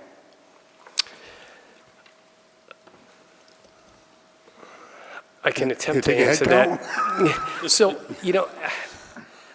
I'm going to wind up stealing a lot of the thunder from one of the slides I have on Thursday, but I have a slide that will show you that almost 50% of the people in this building have turned over in the last about 12 months. Part of it's due to COVID, the great resignation, people retiring, a whole lot of things. But what has happened, we've had some people retire in there. People have, for whatever reason, felt they've had to focus more attention in other areas of their lives. Again, I hate to use the word unprecedented all the time, but it is unprecedented what's going on in a lot of municipalities and a lot of corporations. As you know, you turn on the news, the number of people that have decided to resign or change careers in light of the COVID pandemic, it's been extraordinary. And we haven't been immune to that. We've had a lot of early retirements, people whose significant others have been offered a job of a lifetime, transferring to some other state, or even just former bosses calling people back. We've had the whole gamut of reasons why people have left. So in cable, we did have some resignations there, and the long and short of it is, talking with the folks there, two things. One's in the next article, but unlike all the other positions in town, they only have 3 steps where everybody else has had 5 steps, and they were just seeking parity. But while we were looking at this, we started looking at the job descriptions because the role of what people do in cable has changed a bit. It's my understanding when Mr. Cosgrove became station manager, that was the title that was given to him. And I've talked to him, and as well as his current staff, about what their roles and responsibilities, and our new HR director spent a lot of time with them and helped craft these job descriptions, which are more in line with what's going on in that office today. We had primarily cable, the title was CAC, Cable Access Coordinator positions, and it isn't really reflective of what they do, and there was some administrative duties in there, and what Mr. Cosgrove was doing was more of the operations and production. And on the existing salary schedule, there is a CAC1, which is both cable production director and station manager, and I talked to him about whether or not we felt that it was a better match to call him the cable production coordinator, because we've recently were fortunate to get a part-time administrative assistant who is quite skilled and adept at administrative tasks. She came after working from a college and running her own business. She's come in and been able to help take over some of the books and some of the other scheduling procurement issues. But as much as she wanted to do that, it wasn't really reflected in her current job description. So that was really the genesis of us reviewing this. At the same time, Ms. Clements had come forward to point out the inequity of the fact that they only have 3 steps versus the 5. So that's what led us to these 2 articles, reviewing everything and tailoring the job descriptions more to what they're actually doing, and ensuring that the person who's now in the administrative assistant position is capable in working within the scope set forth in that job description, because previously the duties that she was doing were not there. So we wanted to make sure everybody was doing what they were supposed to do and that the job functions were outlined appropriately. So what's the answer to the question? So, I thought you might get back to that. And let me preface this. I remember when this was a packed house, everybody wanted to try and get on the cable TV committee, wanted to work the cameras, a lot of volunteers. And over the years, yeah, it did change. The reason why I'm bringing it up is not to be off the edge on it. I just think we need to turn to our citizens and say, if this cable TV needs some help on the cable TV committee. We have a 1-member cable TV committee. We're experiencing the same thing on boards and commissions. So I think, like, when people say, I can't hear it at home, why don't we get involved and have people come forward for the numbers? And I know the numbers are dwindling, and I'm voting for this tonight, but I just wanted to bring it out that we need help, and that's basically what I'm trying to do. Thank you. So You can still give me the answer if you want. I'll give you, we have Mr. Cosgrove, we have Ms. Langle, and we have Mr. Arpin, who are basically our regulars right now. We've had a bunch of other resignations. Mr. Gullickson resigned. Bill May had resigned. What Mr. Cosgrove and I had talked about actually earlier today was that they're going to try and create some per diem camera operator positions to try and get more people to come in. Sometimes the scheduling affects people, but if we can get people on a per diem basis, that may allow them flexibility. Because the issue, you talked about the volunteerism, not only for cable, but all boards. Again, people seem to be reevaluating their quality of life after COVID, and people are being much more conservative with their free time, in my opinion. So I think we have 3 regular people that we can rely on, and then we're looking for volunteers. And as I said, we're going to try and get we're going to advertise for Mr. Gullickson's position and see if we can get some per diem folks. Just a quick offshoot of that, we train the volunteers that come in, correct? That's my understanding. Mr. Cosgrove is probably here, but yes, Ms. Lengel picked it up very quickly, so I know Mr. Cosgrove is, experienced in this. I'm sure he can train anybody. Councilor Marquetti. Thank you, Mr. Chairman, through you. So this is tonight, Agenda 17 and 18. These are changes in the proposals here, are changes in titles and work description only. But I don't see a change in the schedule, cable access salaries, except that you're just calling it something else, correct? When we get to 18, there was never the step 4 and 5. It used to end at step 3. I'm not sure what So that you're just changing step 3 and maximum to step 4 and 5? Yes. All right, thank you. Actually, if you see in the packet on cable access, you could see at the top, it was just step 1, 2, and 3. We've added the 2 other columns to the right. And we haven't really changed any titles on the schedule, but just on the document. We're still using the same grades. All right, thank you. Yeah. Anyone else? Very good. All those in favor? Opposed? Unanimous of all present. Item number 18, vote to approve the changes to Schedule 1-9 Cable Access, IX Cable Access. Second. Any discussion? Councilor Jovan. Thank you, Mr. Chairman. I asked at the meeting on the schedule itself to clarify, because it still shows as there is no where the positions for, and I'm not sure if I'm missing it, the positions for the production assistants came into the schedule. Was that going to be cable access coordinator, or the schedule where those employees were going to be placed? And I don't see it on the schedule. So I'm just, I saw the change to the cable, to change that title to the production director, but not the actual production assistants. So are those under the, because there's 1 and 2. So where do they fit on the salary schedule? The cable production director. Is there, but The assistant should be the CAC2, which is on the schedule. 1 and 2? Now, 1 is the station manager, production director, and then CAC2 should be. Well, the job descriptions that we just approved were production assistant 1, production assistant 2. So. Yes.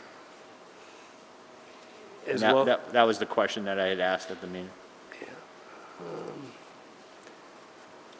I'm moving quickly, Councilor Jovan. Let me just.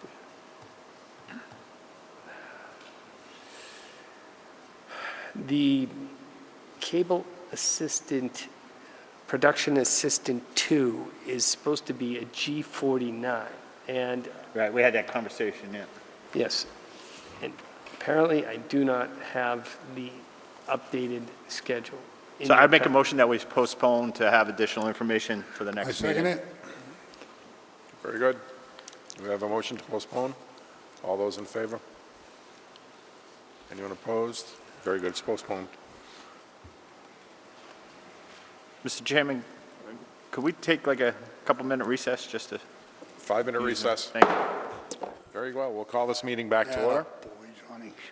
We're up to agenda item number 19, vote to approve transfer request for $12,500 from Specialized Services Snow and Ice account number 001495-529000 to Overtime Snow and Ice 001495-513100 to cover the cost of overtime related to possible upcoming snow and ice events in late March and early April. So moved. Second.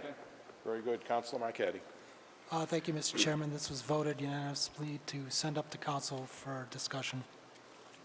Thank you. Very good. Any further discussion? Councilor Catrona. Thank you, Mr. Chairman. Through you, just a question. I see it says possible upcoming snow and ice event. I guess I don't understand why we don't leave the money there, and if an event comes up, come back to council and ask we transfer. So am I missing something? Yes. Karen does not allow me to deficit spend even in salaries. Okay. So if it would be better to have money sitting there, and then if we don't Good. need it, she really frowns against it. Thank you. Very good. It's good to know. Any further discussion? All those in favor? Opposed? Unanimous of all present.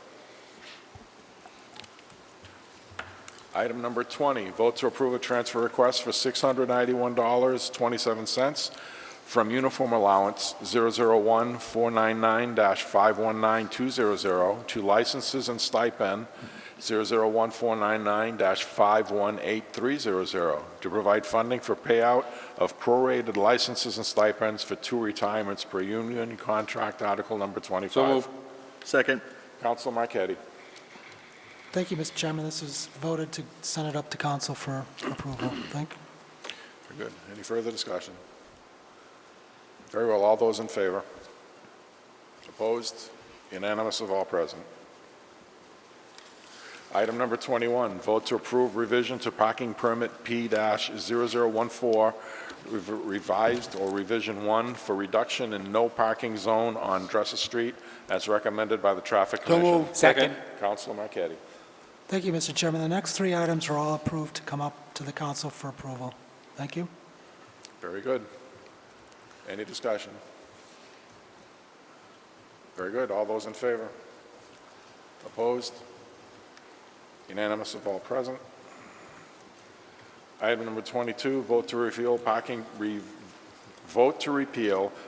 permit number P-000119- 1-hour parking area on Main Street from Chester Street to a point 127 feet away.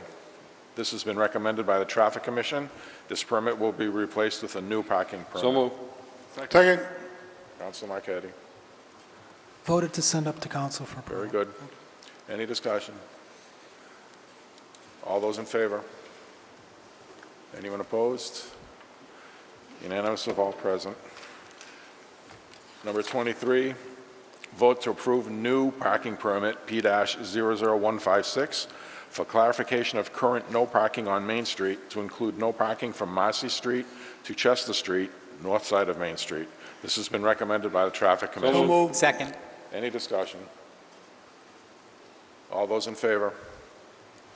Anyone opposed? Unanimous of all present. Item number 24, vote to approve selection of engineer for chlorine residual tracer study required by the Mass DEP. Recommend selection of Tata and Howard for $17,900 and include the option for a water age system of the distribution system at the same time for $13,900 for a total cost of $31,800. Funding from Water Treatment Capital, account 610450-583-000-22582 for $17,900, and Charlton Water System Capital, account 610450-583-721-22582 for $13,900. So moved. Second. Councilor Marquetti. Thank you, Mr. Chairman. This was voted to send up to council for approval. Thank you. Very good. Discussion. Councilor Marquetti. Thank you, Mr. Chairman, through you. The chlorine residue tracer study is required by Mass DEP, correct? That's correct. It was a finding in their last, most recent sanitary survey at the plant. The option for a water age system of distribution system, that's just an option, right? So we It's an could, option, it's not a requirement. We're recommending that we do it. We have done this once prior. It helps us make decisions regarding predicting what the residual levels of chlorine are going to be in our distribution system so that we can make sure that we remain in compliance. It also makes decisions regarding any additional expansions to anywhere in the system. So we'll take levels of how fast the chlorine residual drops off by using a tracer, not actually using chlorine. The tracer's fluoride, so we just monitor the fluoride levels in the outskirts and see how many days it takes to get there. By that, since we did the last study, we've added mixers in multiple locations, but we've also expanded the system, so the system is going to act a little different.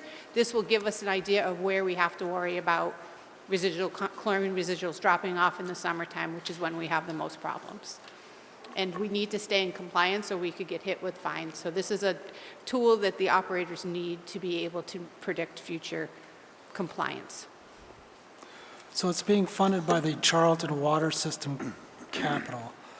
Right, as part of our IMA, we have to keep a line item in our accounts for items specifically to do with Charlton, and because Charlton has some of the largest parts, longest parts away, it's incredibly valuable for there. We also have systems in area town that we'll check because we also have further out the outskirts that we will confirm, but it's going to be extremely valuable for predictions out there, which is what we did the last time. It was probably 6 or 7 years ago before we expanded the system. Well, wouldn't the Charlton Water System also, shouldn't that also be used for the chlorine residual tracer study as well? So that we're taking out of the treatment system account as opposed to the distribution system account because the chlorine residual, the tracer study regarding the chlorine contact time is specific. We consider that part of the treatment system. So they do pay into that because it's in everybody's water rates, the way we set the budget, so they are paying into that already. Okay. So if they come back in the second study, they come back and tell us the water system is old, you say, yeah, no kidding, right? It's to do with the water age itself, how long it takes water to go from the treatment plant to the furthest outreaches in the system. All So right. what we learned when we did it last time is that it sometimes takes up to 20 days, All right. which is a long time. So the wording is the wording is a little strange, a water system of the distribution system, so. Distribution has to do with Right. how we distribute the water. Treatment system, we think of anything as the actual treatment at the plant. So Okay. that final tank, that final holding tank that's at the plant is the chlorine contact tank. It's a large storage tank, but it is for chlorine contact purposes. All right, thank you. I'm set, thanks. Very good. Anyone else? Very well. All those in favor? Opposed? Unanimous of all present. Item number 25, vote to approve a 3-year agreement with Unity Cloud for asset management system services for the water, sewer, and highway departments, I assume, for up to 25 users in the amounts of $14,193, $16,726, and $19,300, and allow the town manager to sign all related documents. The 3-year agreement allows for significant cost savings compared to the annual agreement currently used. This is an ongoing service that has been in place since 2016. This allows us to track work orders, inspections of water and sewer work, and service to vehicles. The service is paid from Water Technical Services, Sewer Technical Services, and DPW Specialized Services accounts in the fiscal '23 budget. So moved. Second. Councilor Marquetti. Thank you, Mr. Chairman. This is voted to send up to council for approval. Thank you. Discussion. Councilor Marquetti. Thank you. I would just like to know if does this protect the town from hackers or anything like that? So this isn't what we have for protecting from hackers. I mean, the utility cloud has additional protections already built into it for Okay. hackers, but the data that's stored there isn't there. We don't store separate sensitive information out there anyways, as far as like attacks of the plant. This is more on maintenance records for when, you know, you call call the water department and they want to know where your service is. The information is located right there on the tablet. They go and they mark it out. You have a call in to say there's a problem with your water meter. They record that. You have any problem or any service call that goes in there goes into that database, and now that information is saved and accessible for the next time somebody calls us at that location. We use it for sewer, and we track all the water main breaks in those locations. So we have a problem, now there's a water main break, we're able to document that we have a history of water main breaks on this street. We TV the sewer line in a certain location. Now we can document when that line was TV'd, and here's the TV documentation, when we actually did the work.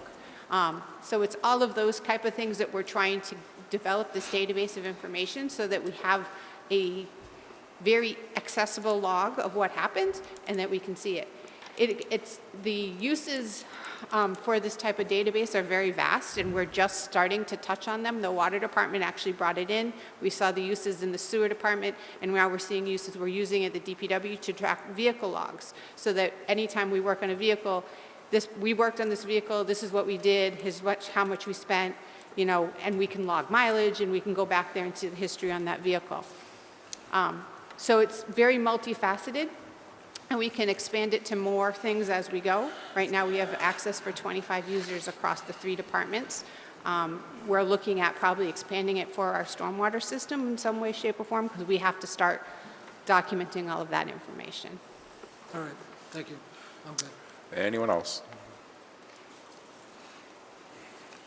Very good. All those in favor? Opposed? Unanimous of all present. Item number 26, vote to approve the town manager with DPW to proceed with negotiations for the purchase of 15 acres of land within the town's watershed district from Mr. Barry Sidlick in the amount of $30,000. So moved. Second. Councilor Marquetti. Thank you, Mr. Chairman. This is voted to send up to council for approval. Thank you very much. Any discussion? Councilor Lazo. Should we amend this to say that it's coming out of the water reserve? It's coming, so I would say before we say where it's coming from, we're going to have to come back with you with a purchase and sale agreement anyways. At that time, we'll make sure that we know where we're coming from. Instead of just taking it out of reserve, I will probably move it into the appropriate count for the watershed. So it would probably come out with reservoirs because it's a watershed protection idea. Okay. We might have enough money in there, but we have an informal agreement currently with the landowner. We have to follow the procedures that are set forth in Mass General Law to make sure that that agreement is in concept going to be acceptable. The 30,000 is the round number that we've discussed, but we have to follow those procedures that follows value and everything. So we just want to get your idea that you want to move forward. At that time, if negotiations fail or anything, we can go forward. We'll, go forward at that. Thank you. Councilor Catrona. Thank you, Mr. Chairman. Through you to Ms. Blakely or the town manager. I don't understand, maybe you can explain why we're purchasing the property? Sure. Has there been issues up there that we're Nope. unaware of?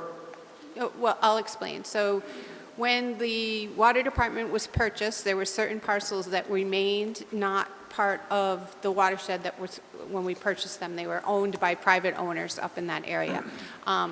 What DEP has said, and we tend to agree with, is that it's best to have as much as watershed land under your control as possible, which limits anything to happening up there, limits anybody from going and doing disturbances. They have limits because of what the protection area is, but if you can keep it under your control, then it has the most value for you as the town to protect your water resource.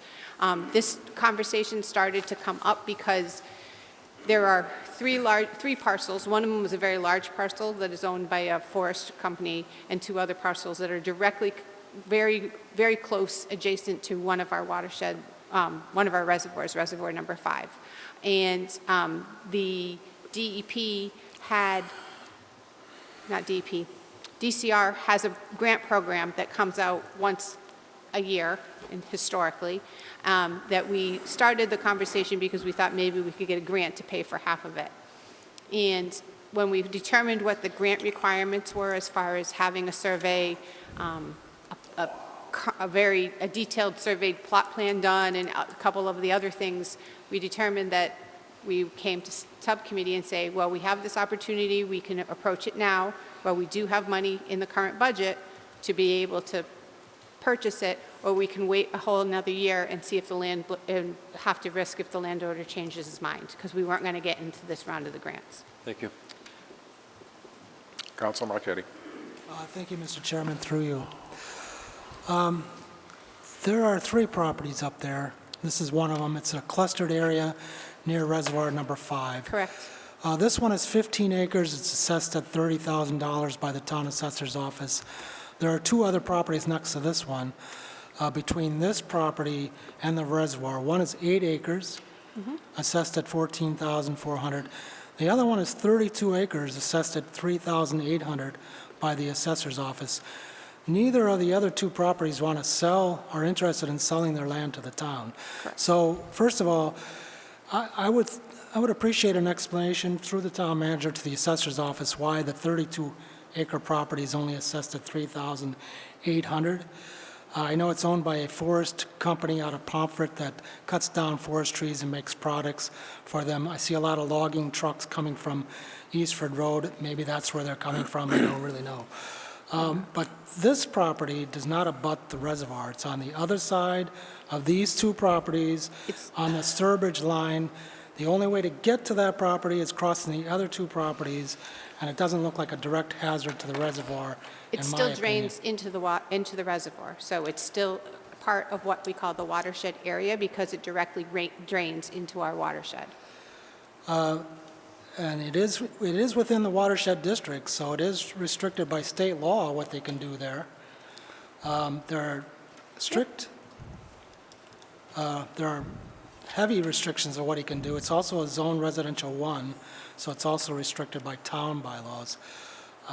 My own opinion, I think it's just unnecessary to buy this property. I mean, I think that if the councilors just want to spend more money, you want to keep your water rates down and stop spending money, that's all. So, thank you. Very good. Anyone else? Council Lazo.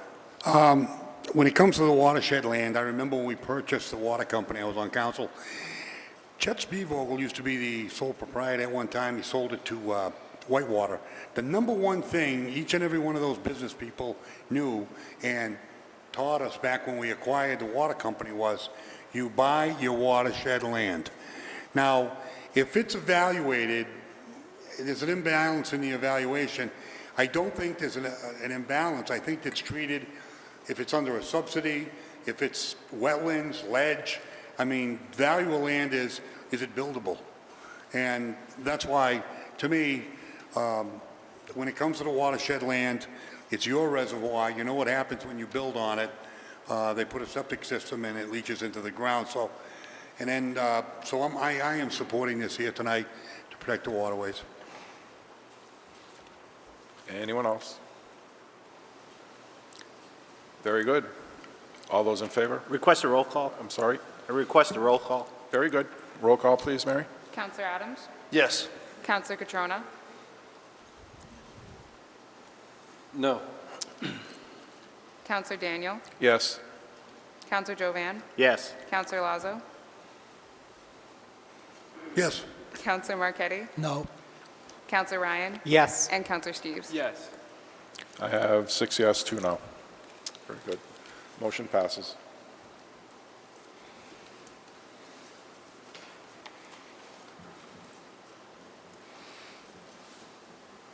Item number 27, vote to approve the Sewer Department 1997 Ford Ranger surplus, last used in 2015 after brake failure with approximately 89,000 miles.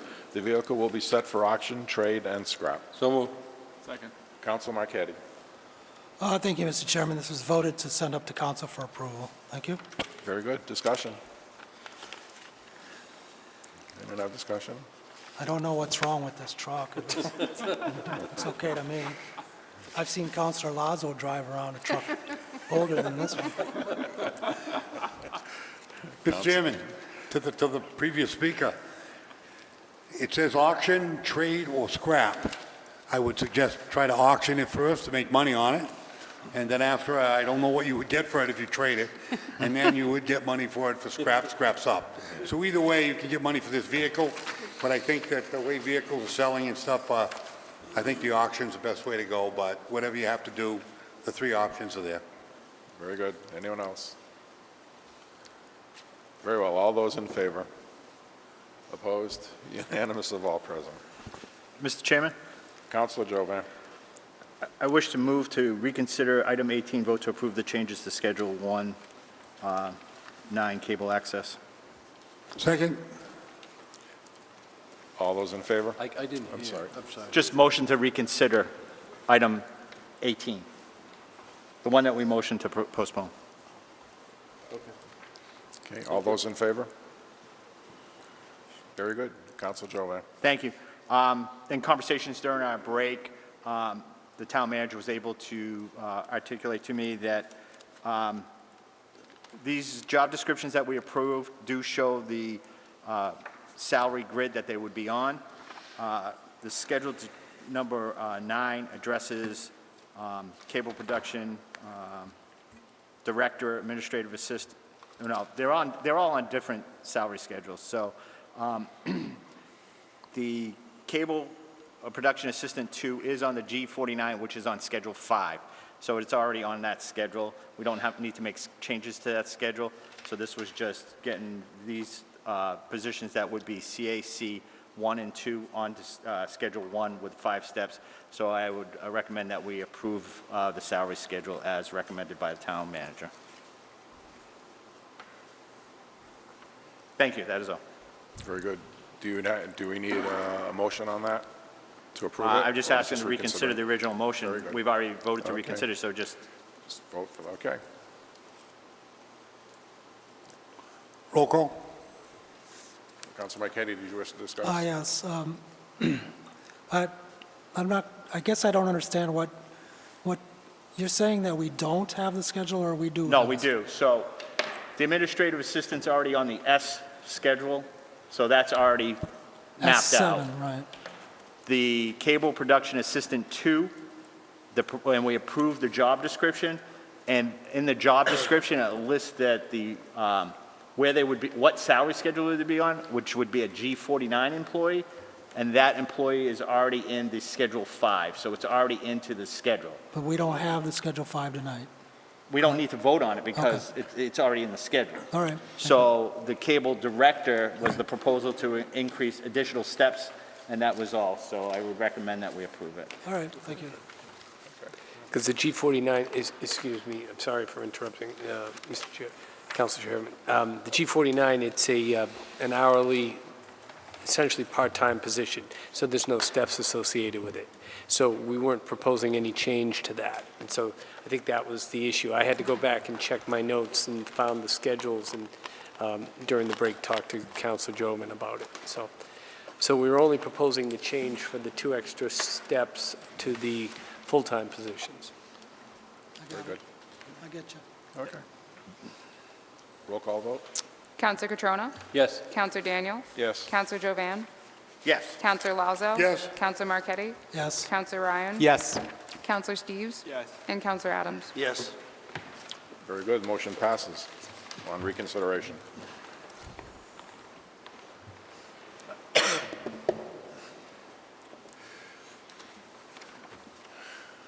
Item number 28, Councilors Forum. We'll start over here tonight. Councilor Marquetti. Thank you, Mr. Chairman. I just have a couple of things. First of all, I just was wondering if the town manager could give me an update on town hall carpets. I see he's not here, I'll come back to that. I just wanted to know if you could give me an update on the town hall carpets. Yeah, I was just checking them. No, sorry. That's all right. I think Ms. Blakely's here. I know one of the issues that they had was after they pulled up the test sample, there's an issue with the subflooring, or the flooring below, maybe not the true subflooring, but the flooring below, I think, has to be ripped up. Ms. Blakely, do you? I think that's causing the delay.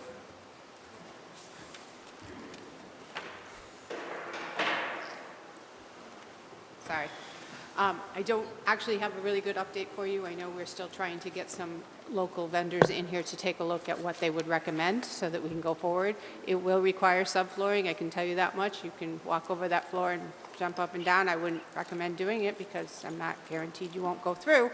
So it's a little bit larger project, and we want to make sure we get the scope going correctly. And we actually have not been very successful in finding anybody willing to come out and even looking at it. Finding vendors right now is very difficult.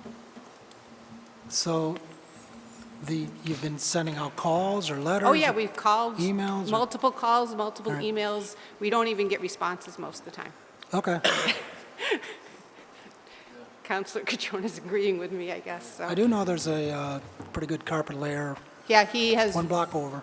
he does not do municipal work. He actually did tell us that. All right. I think you could twist his arm. He might come over. I couldn't hear that comment. What was that? He might be able to twist his arm and he might come over here. I don't know. He doesn't like to do prevailing wages. Okay. All right. Thank you. Appreciate it. As while you're there, I have had some residents ask me about the detour on South Street, and they want to know if the Westville Dam is going to be open. Westville Dam is open, was open today. Okay, thank you. Somebody told me they had went that way and they were forced to go all the way up and around and back. It was open this morning. All right, thank you. Appreciate it. One last thing, when we were at the ARPA meeting, there were several employees of the town at that meeting who I didn't even know who they were. So I would appreciate if the town manager, if maybe you would introduce some of the new employees to this council, because I'm telling you, I didn't even know who is that person. Oh, it's a new employee, so. Stealing all my thunder for all right. Thursday. Thank But you. I'll bring in, I have a chart that All right. shows you that so many people have changed. I can inquire, but I can get you a list of all the new employees as well. Okay. I didn't even know who they were. I looked at them and, The numbers are changing. We had somebody start on Monday. I didn't even know they started on Monday because we're getting people in. When we find good people, we want to hire them quickly. And that person was so eager to, join up with us. We didn't wait. They got their offer and they accepted and they started basically the next day. So I walked into an office and saw somebody there. I was like, wow. So, thank you. but as I said before, it's unprecedented, the amount of positions that are open. So if we find somebody good, we're trying to get them in as quickly as possible. I'm All all set? set, thank you. Very good. Counselor Catrona. Thank you, Mr. Chairman. Through you, just a quick couple things. I know I've been away for a few meetings, and what I've seen tonight, especially from Ms. Dean, from the P&D Subcommittee, and I know it was said earlier, but it's worth repeating, especially for the next council. Let's keep this town going forward with the grants that are coming in, with the economic development that's happening. All good. It's all positive, and let's keep up the good work. I will not be here for the budget Thursday, and just as a reminder for the EHS, when we had a meeting, we voted to accept the school budget as it was. I don't know if you remember that, but I just wanted to keep that in mind so that there's no conflicts at all this year, and I look forward to attending a meeting in the future. Thank you. Very good. Counselor Steves. Thank you, Mr. Chairman. I have 2 quick points. One is that I just wanted to remind people who are watching out there that if you're interested in the zoning changes that we were talking about at some length a couple of meetings ago, the public hearing, the joint public hearing with the planning board is at 7:15 on April 6th. That'll be up here in the chambers. And the other thing I wanted to mention is the fact that we are doing community resiliency building workshops. There are 2 of them. This is part of the Municipal Vulnerability Project plan that's being in the process of being designed here. The first one is going to be on April 12th from 4 to 8 p.m., and the other one is April 26th, also from 4 to 8 p.m. at the Casabon Senior Center over on Chestnut Street. Most people got specific mailings to be formally invited, but it's one of those things where I think I would love to see other people also involved, because wouldn't be surprised that not everybody will show up that were formally invited. So, we can probably find some way to get people involved. So that's all I had. Thank you. Very good. Councilor Ryan. Nothing this evening, Mr. Chair. Thank you. Very good. Councilor Lazo. No comment. Excellent meeting. We rated the chairman tonight after I talked with Jovan, former chairman, that you got a B+ tonight on a 2.5 hour meeting. Thank you. I have my red pen right here. Councilor Jovan. Only a B+? As my niece Adelina says to me, Uncle Jack, so Mr. Chairman, you get a check plus, and a star. So there you go. Couple things. First, through you to Councilor Catrona's concern about the budget. I do know that I watched one of the school committee meetings and another presentation, and I know the receiver had mentioned several times that based on the conversation that we had, that was the format that he had, and he had shown them some of the things. So I look forward to seeing the budget. I haven't seen it yet, but I do believe they did take our concerns to task, and hopefully it's in a format that we all see. Second point, earlier this evening, we had a resident that came through that stated some things, and I know we had comments back and forth. I would ask that anybody that wishes to review or research this matter look to the meeting minutes of 6/28/2021, where this council held a hearing relative to the second violation by that individual's and his control of his animal. There were 2 votes taken that evening after a lengthy hearing. The first vote was vote that the council, acting as the hearing authority of Southbridge, entertain a motion relative to finding of fact that there was in fact a violation of the order issued pursuant to the hearing of in January, that on 6/11 ACO Spencer did observe a violation of that order. That was vote number 1. That motion carried by a 7-0 vote. The entire town council found that there was in fact a violation by that individual. Secondly, the next vote was vote to follow the recommendation by ACO Spencer that Vegas not be awarded back to Mr. Zielinski. Nowhere in that vote does it state that the dog was to be euthanized. Simply stated that the dog would not be awarded back to that individual. That vote carried by a 6-1 motion.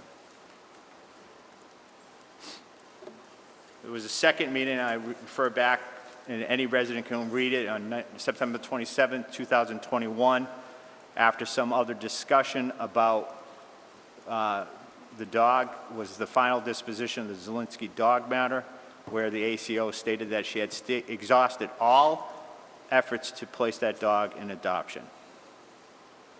And that by our town bylaw, she had no alternative but to dispose of the dog. And that's where we had a lot of passionate discussion. And the vote at that was not to follow, and I remember the conversation because I'm reading the minutes right now. Councilor Lazo raised the point, we've never seen a motion that you actually move a negative. So the motion by Councilor Adams was not to support the recommendation of the ACO, and that motion failed.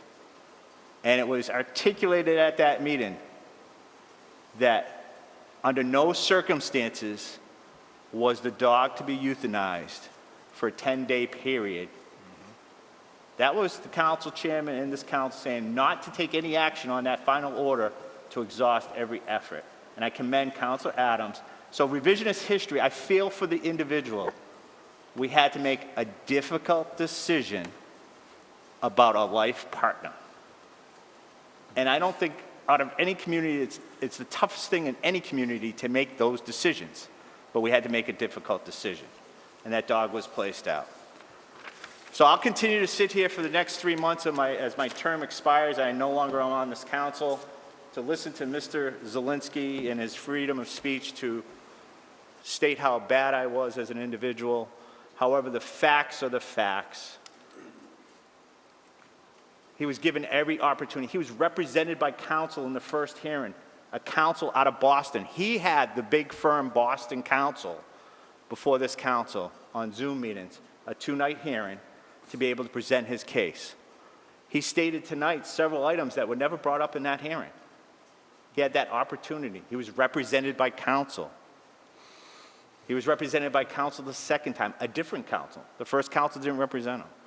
So again, I just want to make it as a matter of record, folks out there in the community, you watch these meetings.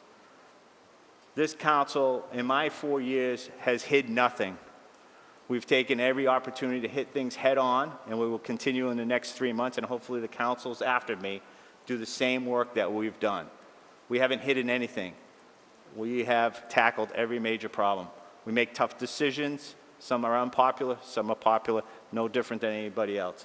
But I commend all of you for the hard work in that difficult decision.